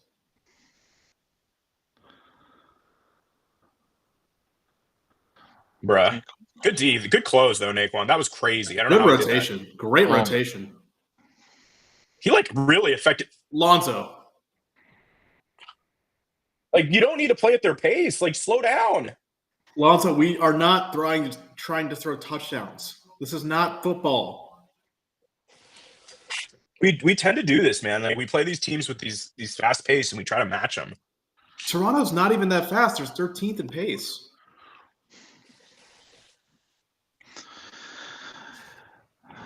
If anybody's looking for an indication on how it's going tonight, the Cavs leaders in plus minus. You guys got any guesses? Luke Travers, probably. I got Luke Travers as my guess. That is incorrect. But he's in the top half of the Cavs. The Cavs leader in plus What is minus going on? Whoa, what the hell just happened? is Larry Nance Jr. at plus 5. The Cavs' second leader in plus minus is Chris Declaration of Independence Livingston at plus 4. Yeah, that's a foul on the How's the Toronto player foul? for sure. How's the foul on Thomas Bryant? What? That's BS.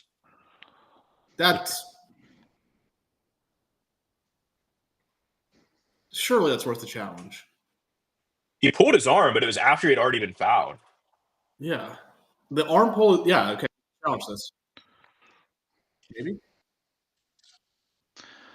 The quiz no subs. No, it's a review for a flagrant. It's not a challenge. Well, it's a challenge now. I'm challenging it. I mean, look, Murray Boyles pulls him down, and then Bryant just kind of, it just all comes from there. Murray Boyle, he pulls him there, and then Bryant just comes in.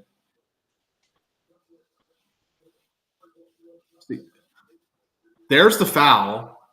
Ooh, that's a The double. foul was technical. on Murray Boyles, not Thomas Bryant. Yeah, but then Bryant kind of pulled him down with him. That's more momentum than anything else. It's not. They're probably going to call this a tech. It's BS, but they're probably going to call it a tech.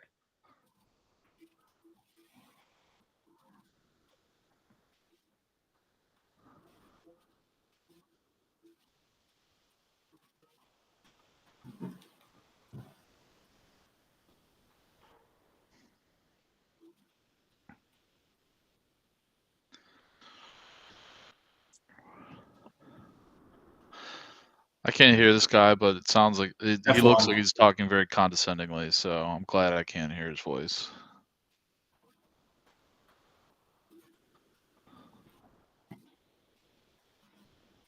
That's just silly. All right, you can't give a flagrant to Thomas Bryant there and not give one. Well, it's flagrant, not tech. So it's an unnecessary contact foul, not a unsportsmanlike foul. And I would argue that Murray Boyles did the same exact thing.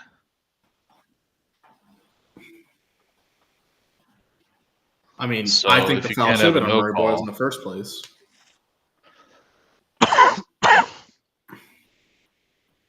The second they upgraded it to an F1, there was no way we could ever challenge that.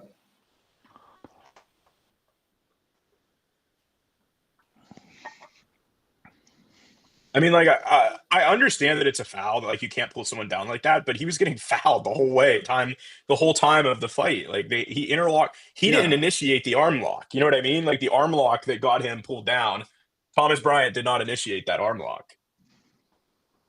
Oh, Don't thank interlock God your arms Travers with is someone in. if you don't want to get pulled down. Sorry, that's a little bit harsh, but No, it's true. So it's Don, Proctor, Tomlin, Mobley, Luke, Travers. Why not?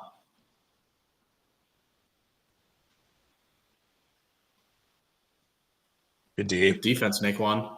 Naquan has single-handedly kept us from getting scored on the past 2 drives. Don is still at 5 points, and now he's at 7. He's at 7 now. Don needs to get going. 3 of 12 from the field. Yikes.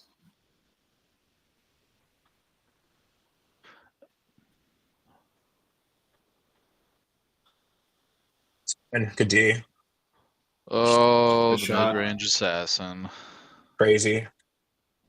Whitey Scoot, considering the landlock is Don over 34.5, I'm not sure We're about not- that one. Yeah, we don't think we're getting that one. That's That's a foul. That's not the faith that I was looking for. Come on, there's always hope. Not if they're not going to call fouls. Tyrese Proctor was fouled on that drive. No call.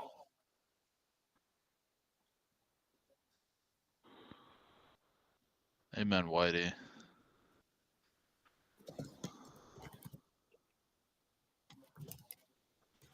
Evan's arms are so long when he dribbles, it's like at his head. Evans is only taking 5 shots. Let's get some more shots for Evan Mobley and Donovan Mitchell. Okay, Luke. Count it. Count it. Nice, good play. Yeah, I thought he was about to Luke. face plant. Did anybody else think he was about to face plant? Dude, I thought he got tripped so hard he was going to fall into the stanchion. I thought he was about to face plant here, and then he somehow got his good balance back. He just burned Grady Dick. He went right Yeah, by him. absolutely smoked him. Arm sleeve Travers is moving different. Oh, man.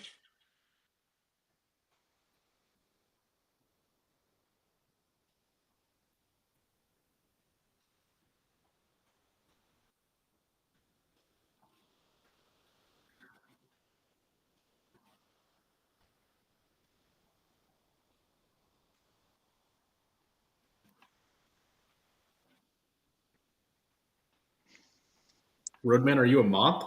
Or is that what's going on here? Are you a moth? Don't look now, but the Cavs made all their free throws tonight. Why would you say now we're going to miss like 20 of them?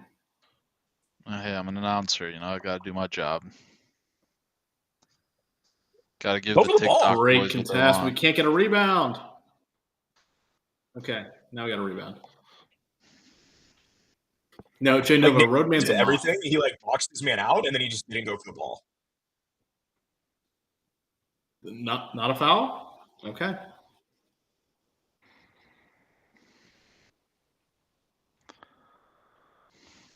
There's no perimeter defense.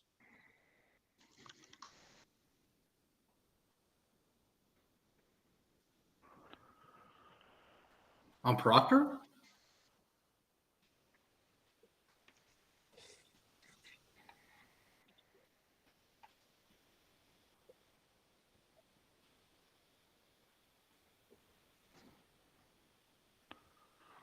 What's going on here?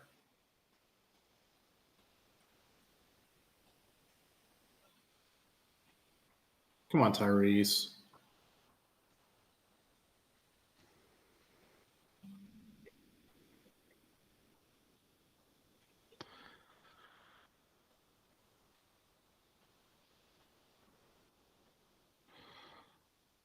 Travers makes a lot of the good Georgian reads defensively. assassin.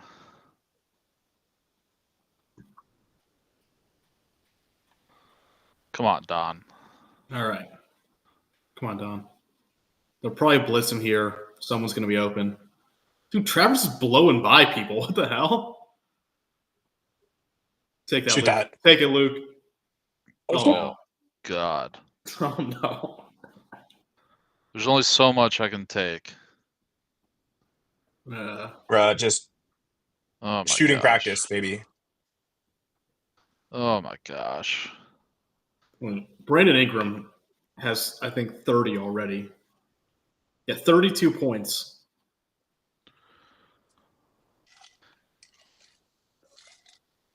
He owns the Cavs. Yeah.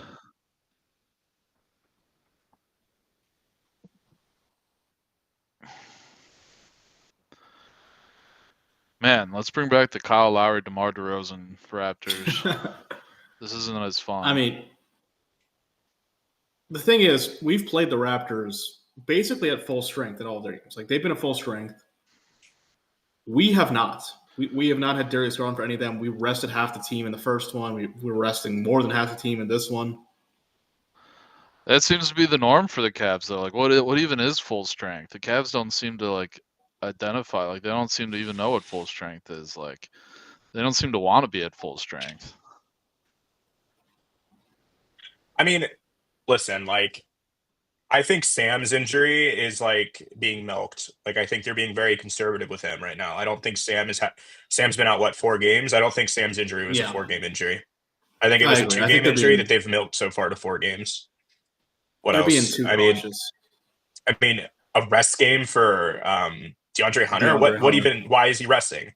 You know, that's obviously conservative. Like, he doesn't even have any like lingering injuries or anything. Yeah. Garland, obviously, you rest him. Be careful with him.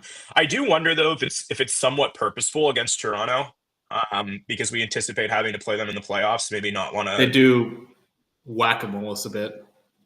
Maybe not want to show our cards against Toronto. It could be that. It could be us trying to avoid certain teams with like antagonistic play styles physically. Yeah, I mean, like I'm almost 100% certain that any strategy about our injury management factors in what teams are more likely to injure your players. And if I had to guess, you rested everyone against Miami. Yeah, for sure. You don't want to play them.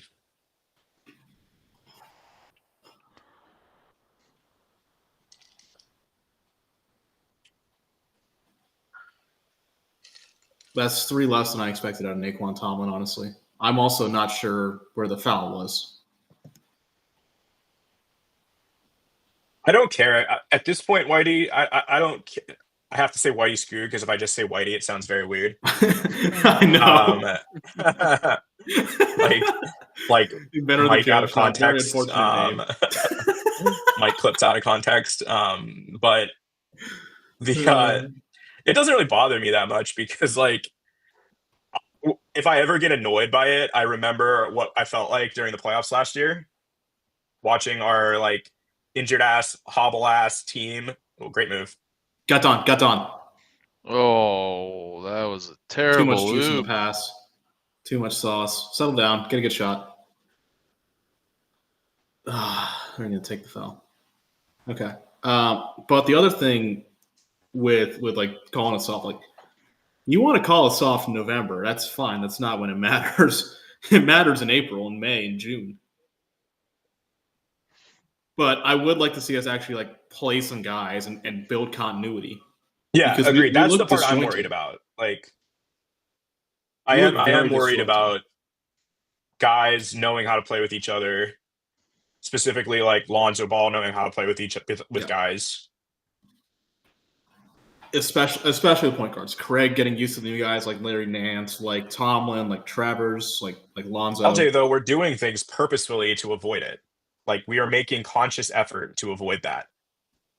Like, I would be pissed I would be really pissed if our organization saw what happened last year and just decided to just roll it back with the same strategy.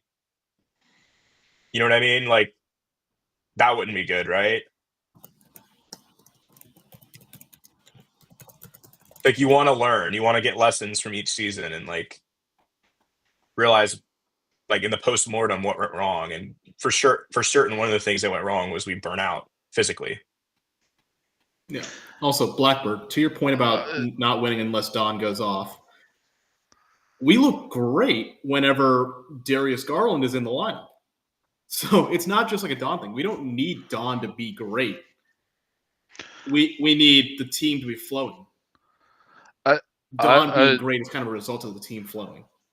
I think, Mikey, I would quibble a little bit with what you're saying because the Cavs did such a great job last season of managing the minutes. And so, like, you know, like the starters were consistently all playing under 30 minutes a game and they were dominating teams. And so I don't know if, like, I don't know if I think the DG injury obviously was like a upending there in the playoffs, but I don't know if they burned out in the playoffs. Burned out isn't really right. I think I think I was going into the playoffs last year thinking, oh my God, we just did everything right. We just dominated the regular season.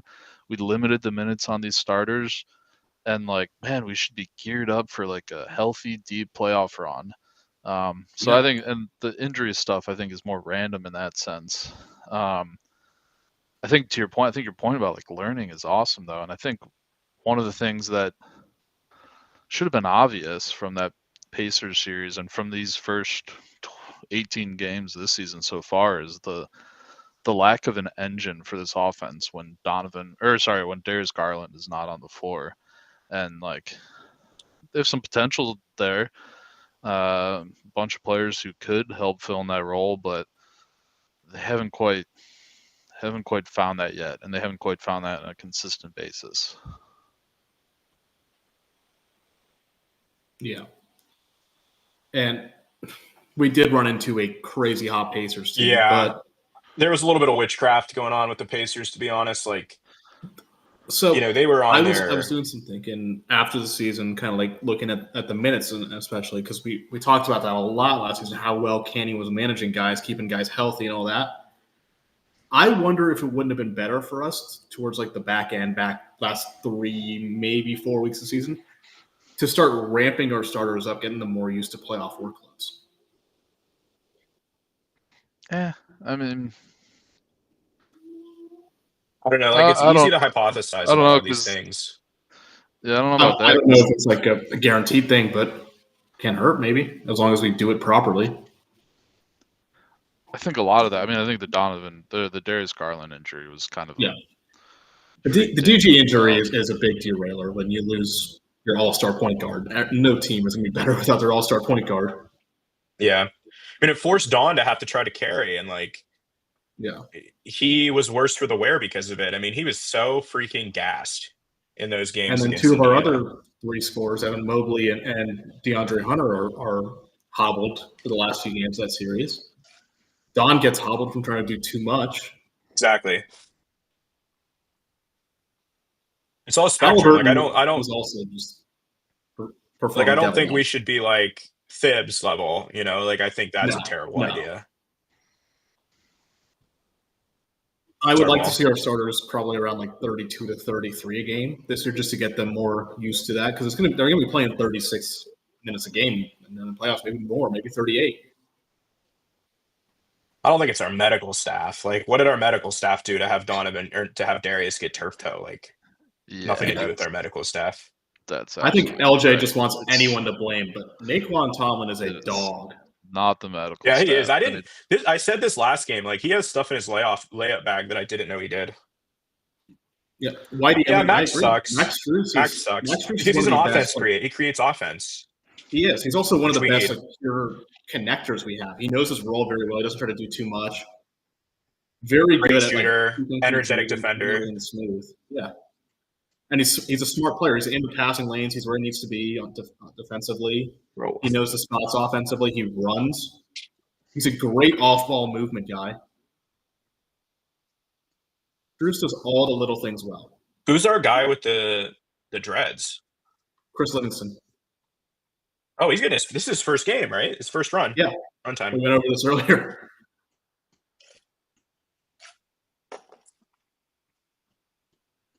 Yep. Livingston looked pretty good. I wasn't watching earlier. Mikey was out having friends. God forbid. How could you do this to us? I thought we were your friends. Shamed.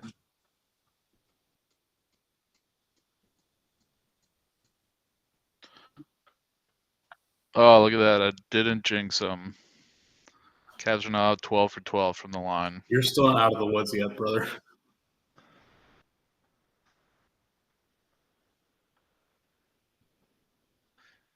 I also think like our management team, our coaching staff, our medical staff, like, they're a lot smarter about this stuff than I could ever possibly be. I mean, like, these are people with like degrees in medical fields that have to do with sports management. Like, Totally. Yeah. We also can only see so much. There's a lot that goes into injury management and like body management throughout a season. Like even like I played baseball like in college, not even for like some massive program, and we even had physical management plans and health plans and all these things mapped out by our trainers. Like imagine what it's like in in $1 billion. You know what I mean? Like it's got to All be these so guys intricate. have nutritionists. They have full exercise plans. They have treatment plans. They have like everything you could possibly imagine. Then how's Luka, the food's good, man, in Dallas. I don't know what else to say.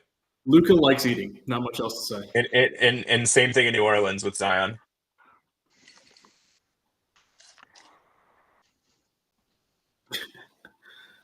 Yeah, I mean, brisket is an addictive substance, man. I can tell you that from experience.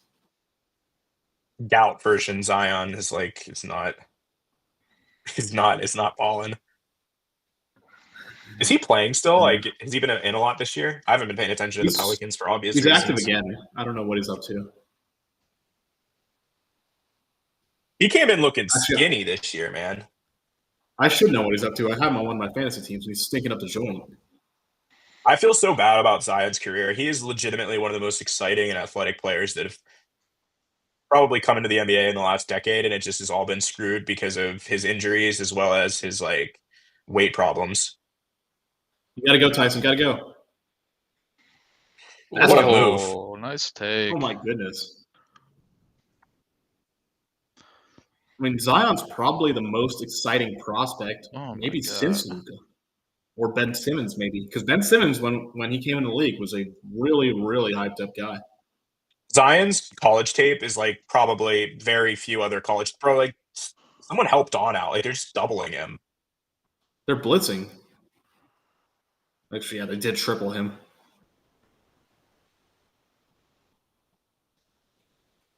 I honestly don't even want Don in this game.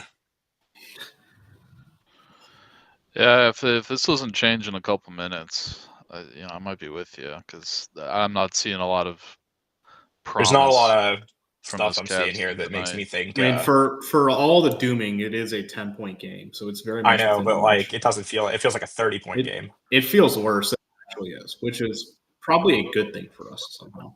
Because we're playing like garbage. We're still in this.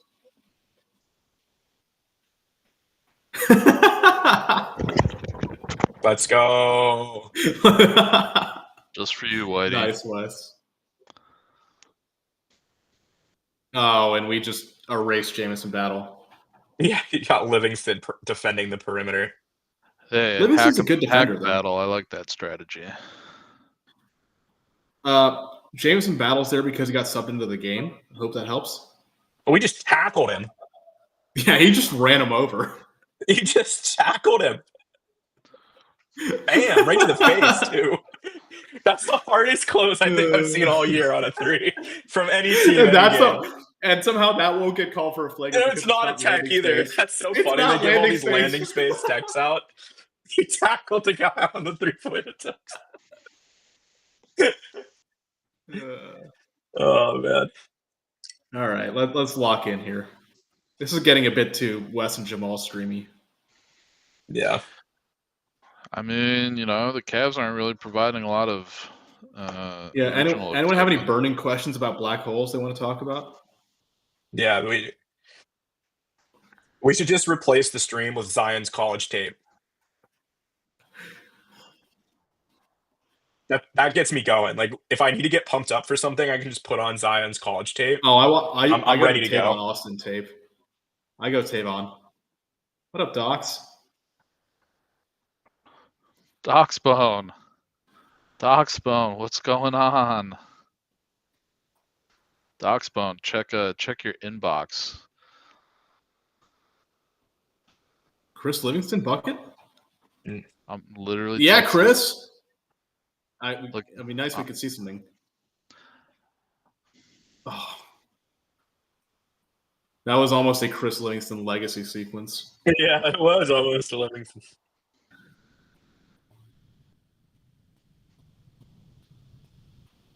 Damn. He looks pretty good, honestly. I'm impressed. Yeah, that was good. I knew he was a good defensive guy I don't know about the offense. Offense hasn't really been there. LJ, he just got a layup. What do you mean go to the rim? Oh, gosh. That wasn't a wasted possession. That was an extra possession because he stole the ball off the inbound. We stole a possession. I wish that was neither of the above. I wish Doxbone had been here for my business presentation about my space junk, because he would have been able to help me. He's someone I'm looking at as a candidate for my lead scientist role. Okay. Is Dox an aerospace guy? Dox is the man. I don't want to dox him any further than he's already been in the land, but he's the man. Nice, Chris Livingston. Yeah, Jay. Yeah, Jay, you're chief strategist. Jay's the chief operating officer.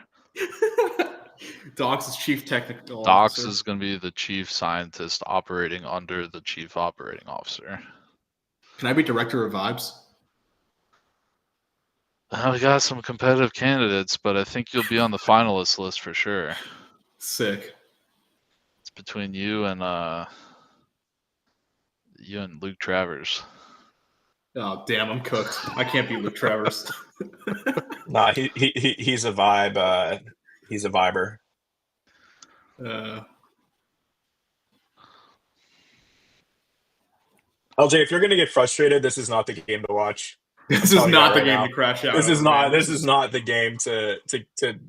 This is a silly, goofy Monday night matchup against the Toronto Raptors with half our team. All 30 of the two-way guys are getting big minutes tonight. You have Livingston, who scored our last 4 points. Chris Livingston is on dog watch, by the way. Like, unironically, that man is on dog watch right now.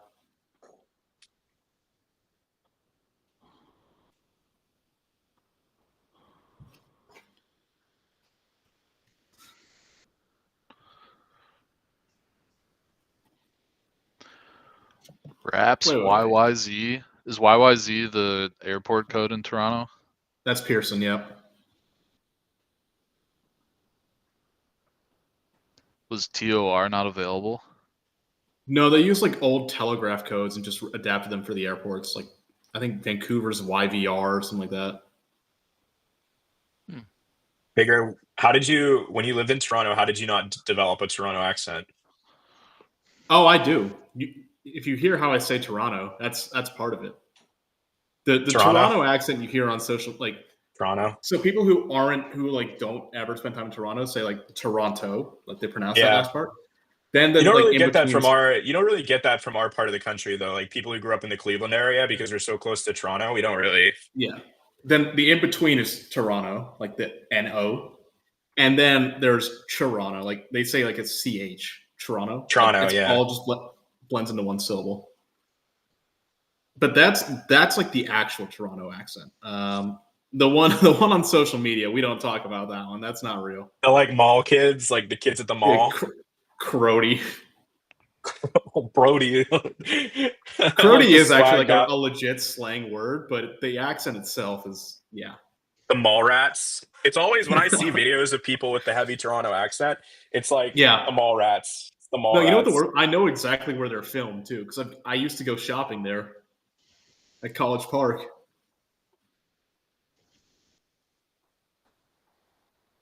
It's like a worse British accent. No, it's them trying to like adapt that London Jamaican street accent. Yeah, that's exactly what it is. It's like pretend Skepta. Hey, shout out Skepta. I love me some grime music. Oh, the glorious Space Needle. I'm saying that yeah. Why are they showing the Space Needle when the Cavs are in Toronto? We're not going to get into that for legal reasons. I will not say anything about my lawyer present. Wait, my lawyer Maybe is I'll present. do it for this one. My lawyer is present.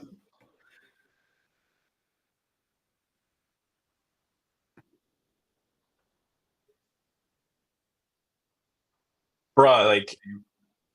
That's just a good shot.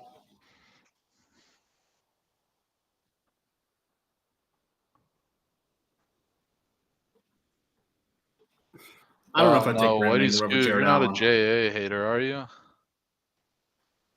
I don't think I would take Brandon Ingram over Jared Allen. We kind of have someone who does what Brandon Ingram does in DeAndre Hunter for less money. Yep. And I think Hunter is probably a bit of a better defender than Ingram. We don't really need his scoring as much. There we go, TV. That was an ignorant shot. I can't believe he made that. That was like a defended hand in the face 3, just randomly.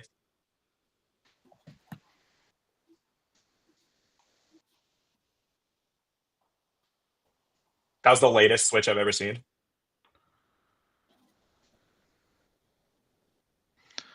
Over the back, except he didn't box out, so it isn't over the back. There we go. Chris Livingston rebound. JT's been aggressive going to the hoop tonight. Darius Garland move right there. Aggression. Yeah. FanDuel's been doing this like weird, just like put this stuff on the screen during the game thing. At the worst possible times. They've been doing this the past couple games. I don't know if I mean, NFL Red Zone's got ads now. The country's collapsing.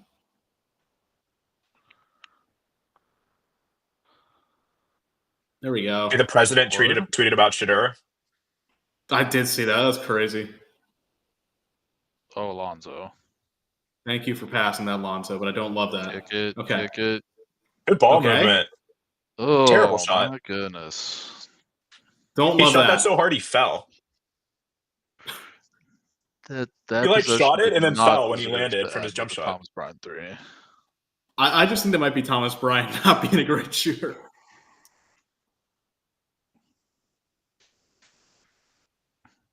All right. I think Darko's a good character. I'm glad he's finally succeeding. Yeah, I don't mind Darko. He goes to bat for his players. I appreciate that. Yeah. Definitely would rather have him than Doc Rivers. Evan Mobley checks back in. Don's also back in. What just happened? And shot clock's broken.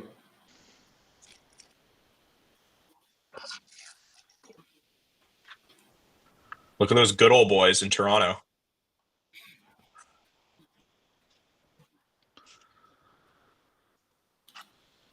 Is there anybody, Big Rig, in downtown Toronto should be wearing camo and hunting hats?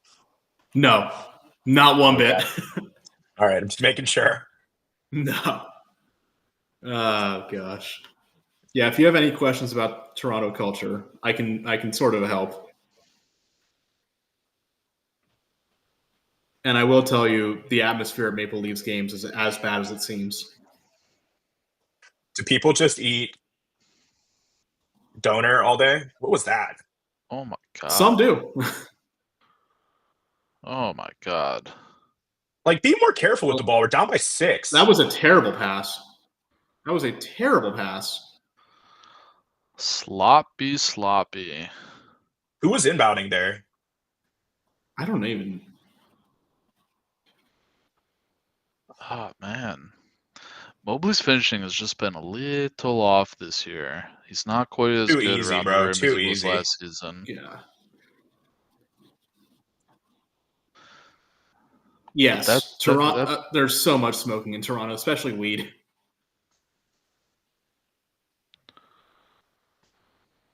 There we go, Don. About time. Now score 30 more.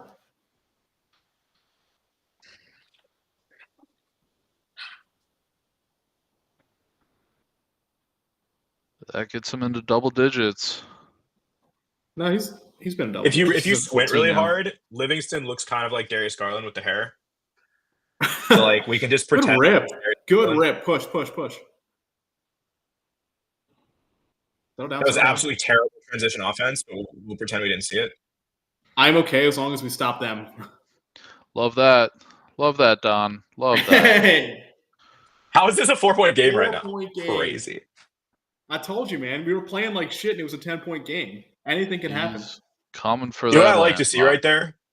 That was a successful possession, but Ball still went over to talk to Don to be like, we didn't do that very well. I like that. I like to see stuff like that. These guys are always trying to get better every second, and I love that. TikTok, you got to be feeling good about that under right now. I've been monitoring it. You guys are looking pretty good with your under 238. Until Don goes for 20 more points and cashes a landlock. Yeah, Wes, you got to keep the rally cap on. I should get a rally monkey too. Anybody out there remember the rally monkey? Anybody? Anybody remember the rally monkey? You gotta be slightly older. Not that old. I remember the rally monkey. I was a kid. Big Rig, do you remember the rally monkey? Brother, I have Yeah, no no. idea what you're talking Stupid about. question. All right, everybody. You all have homework tonight. Go and Google the rally monkey. Is this a baseball thing? I'm too basketball to understand. It is a baseball thing. Took the world by storm in 2003. Is that a monkey on the Jumbotron holding a sign? For the Los Angeles Angels of Anaheim? Yes. Yes. This is spectacular. The rally monkey. Do you remember when Shout the out winking to lizard in monkeys. Cleveland had an actual lizard and they made them get rid of it because of like animal cruelty? I think the one yeah. in Columbus might have had one too. We had a biology teacher in our high school who worked a side job at the winking lizard. Tell me more. I mean, that's about all Also, there what is. kind of lizard was She it? just worked there. I don't know, just like a I wanna know random what kind of pet lizard you get. It was pretty big. It was like this big, Oh, it's like a bearded dragon. something like that. One of the like waitresses like snitched. They were like, this thing Big is ass treated like iguana, crap. Whitey says. That's dude. Iguana's like 5 feet long. That's huge. Yeah, the waitresses like snitched, probably deservedly. I mean, I think it probably was treated like crap, and it's constantly in that environment with all that noise. Like, we should not have live animals at restaurants. I think that's like a decent human being take. Iguanas get up to like 3 feet long. They are big lizards.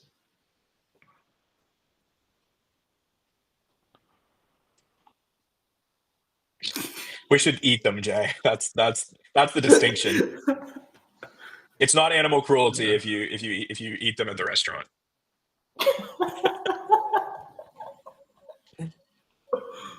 Oh gosh.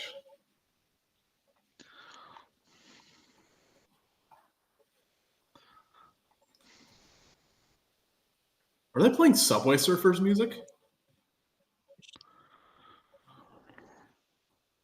I have a question about Toronto. Okay. How corny is it? I just feel like it's got to be one of the corniest cities on earth. It depending on where you are in the city, yes. Like, is there edge? Like, where's the edge? Nathan Phillips. Or not Nathan Phillips. I'm sorry, Young Dundas. Young Dundas is a strange land.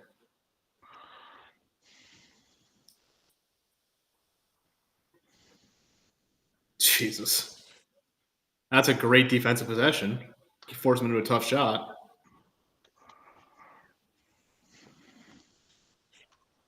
He's about to drop a 40 ball. Ingram's been on one all night. Don't take that. Don't take that.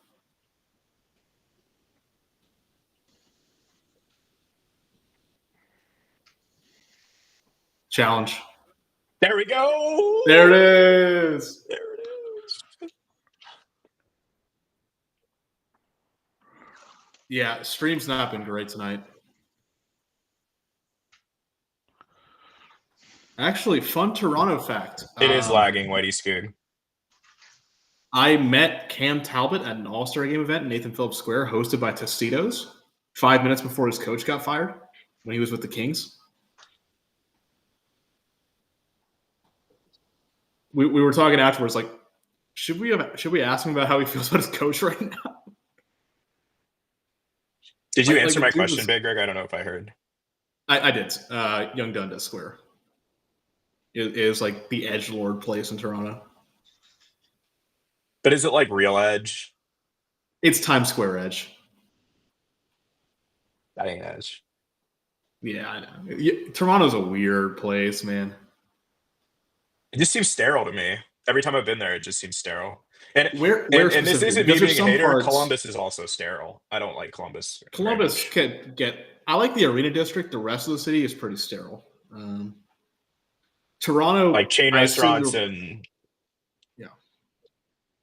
you were probably there's like that meme about Toronto as well. The like if you can one. think up a fake name of a restaurant, it exists in Toronto. Oh yeah, dude, there are What's some that meme? crazy ass restaurants. Whitey, all offense taken. Never slanderize Kokoro again.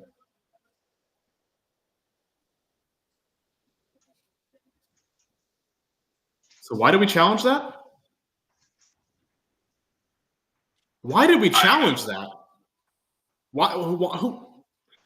Fire the video guy. I've seen enough. Went off his knee. No, SSJ. The video guy said challenge it.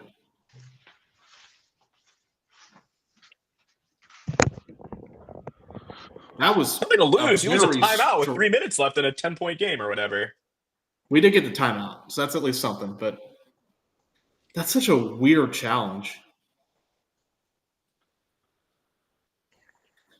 Mikey, I assume you were probably in like the Bay Street corridor when you were in Toronto.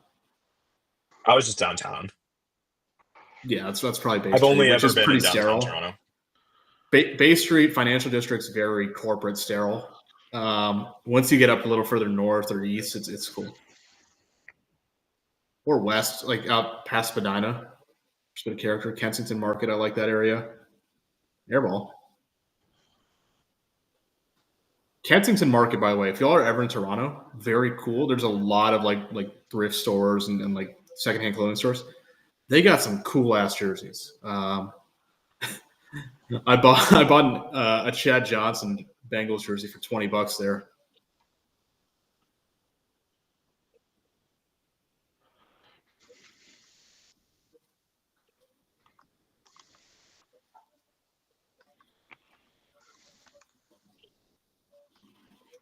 Gotta force some turnovers. Can't let them get second chance opportunities. Can't let them milk the clock at all. Deny entries to Ingram or let him post up Lonzo Ball. Or the bound. Great job to get the rebound. Okay, Don, settle down. Take that. I don't love that shot. We didn't have rebounders. I don't know. I mean, we're down 7 with 2.5 left. That's 3 possessions. It's not worth it. We didn't have rebounders. I don't know. We have 4 offensive rebounds all night. I'm not sure that's partially because we did like that. We took shots like that all night. That's my GG. God.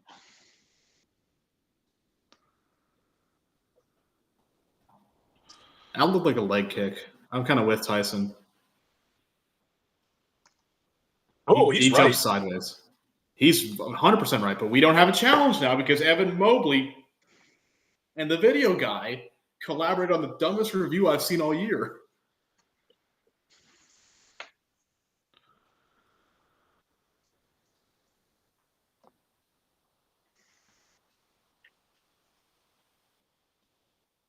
I still don't know why we challenged that. That was no way. No, It's that's not the a classic natural James shortage. Harden move. That That's is a the James Harden. move. We don't want this in the game anymore. BDL. Come on, 2 more misses and we get teasers. Yeah. Yes, SSJ Evan told him to challenge the call. However, the video guy is who Kenny looked to listen to. So both of them deserve some blame on that. Fire one, trade the other. I've seen enough. Trade Evan Mobley for who did everyone? Jalen Suggs. That's the one.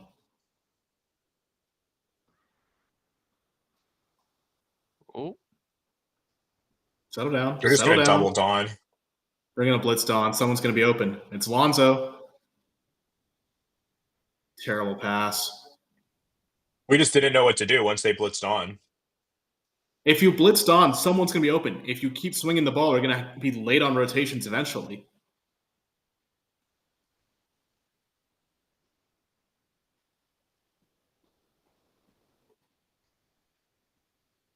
Good defense possession. Come on, Lonzo. Please make a smart play. That was not a smart play. No, it wasn't, Brad. That was hilarious timing. No, that was really funny. It was not the right play, Brad Daugherty. Yeah, our flow is again, a lot of that is lack of continuity with the lineups. We don't have Darius Garland. But oof, LJ, is that real? playing, no playing Cavs stupid basket in basketball. the last 10 minutes. Is that real? No, it's not real at all. Okay. LJ just fake newsing it, I guess, in the chat. Yeah. LJ has alternative facts.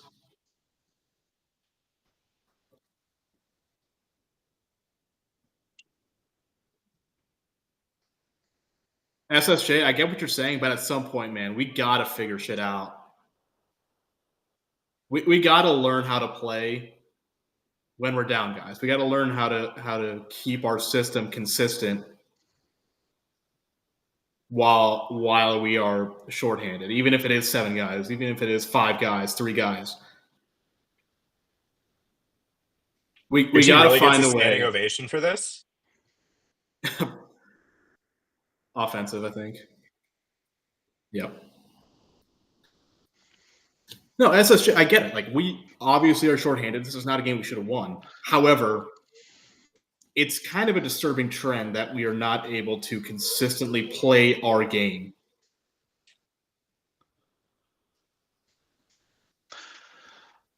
And we still had Donovan Mitchell and Evan Mobley playing. That should be plenty to work with.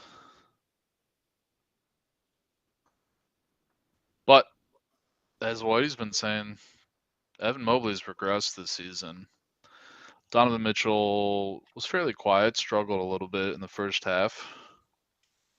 Came back a little bit in the second half, but you need those guys to play lights out basketball tonight, and they did not. At some point, we got to start playing guys. Like okay, I will say this. DG and Lonzo, no issues with them missing back-to-backs right now, especially Darius Garland. Lonzo will be missing back-to-backs as long as he is alive, and there are no back-to-backs in the playoffs. That's not a problem.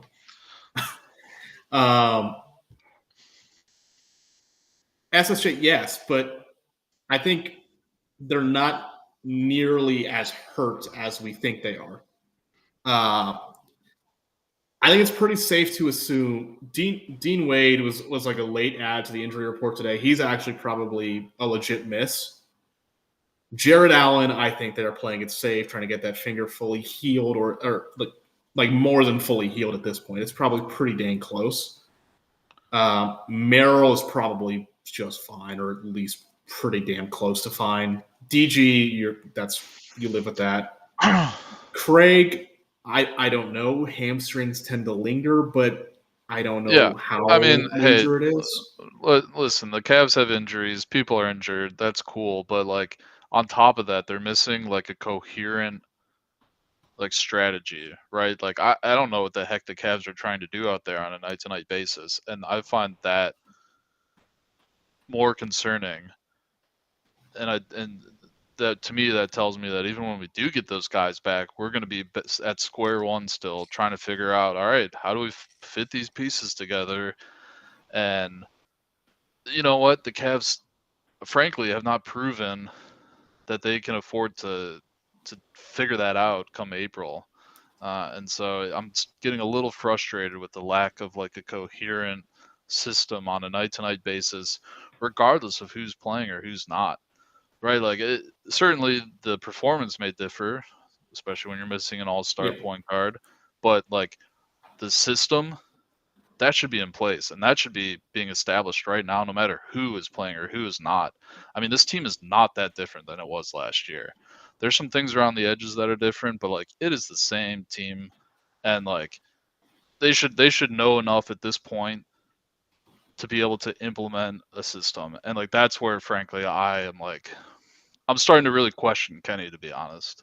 And like that's where I start to really lose my patience, because you're an NBA team. You can do that at this point, no matter who is playing, who is not. Have a plan. Yeah, and I mean obviously like we're missing by far our best guy at like getting into the paint, our best passer, and our best like the pure point guard in Darius Garland. But even with we have only played what I would consider to be Cavalier basketball in the games when Darius Garland has been in the lineup. That's inexcusable. I don't care. Like, yes, he is like opens up so much for us. We should be able to play a similar brand of basketball, even if it's not the same, a pretty damn close replica without him in the lineup. Like, Absolutely. yes. I mean, Amen. I said it 100%. on our like Around the Horn stream. I think Darius Garland is the key to this team. However, we should still be able to play pretty close to what we recognize as Cavs ball with him out.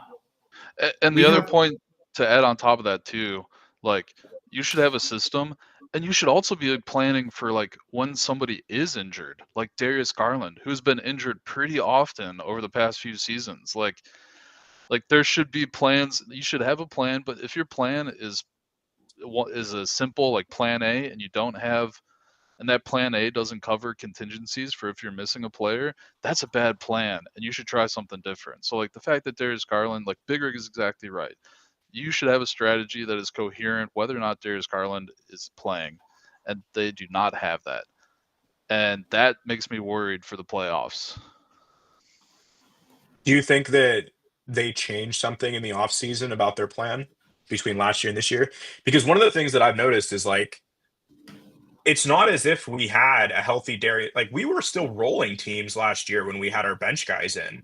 Like it wasn't all dependent on our starters last year. Like when we were rolling teams, like we had bench mob rolling teams games. You know what I mean? Like I definitely agree with you. Like it's a noticeable shift in sort of a continuity of system. Very noticed. Like especially for people who watch every game, like it's very, very, very noticeable.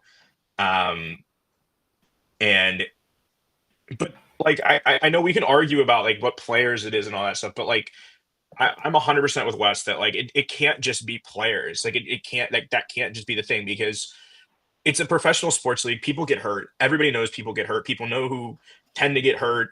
Like you have to have guys sub in. Like you're never going to be finishing the season with the team that you started the season with. It's in any professional sport.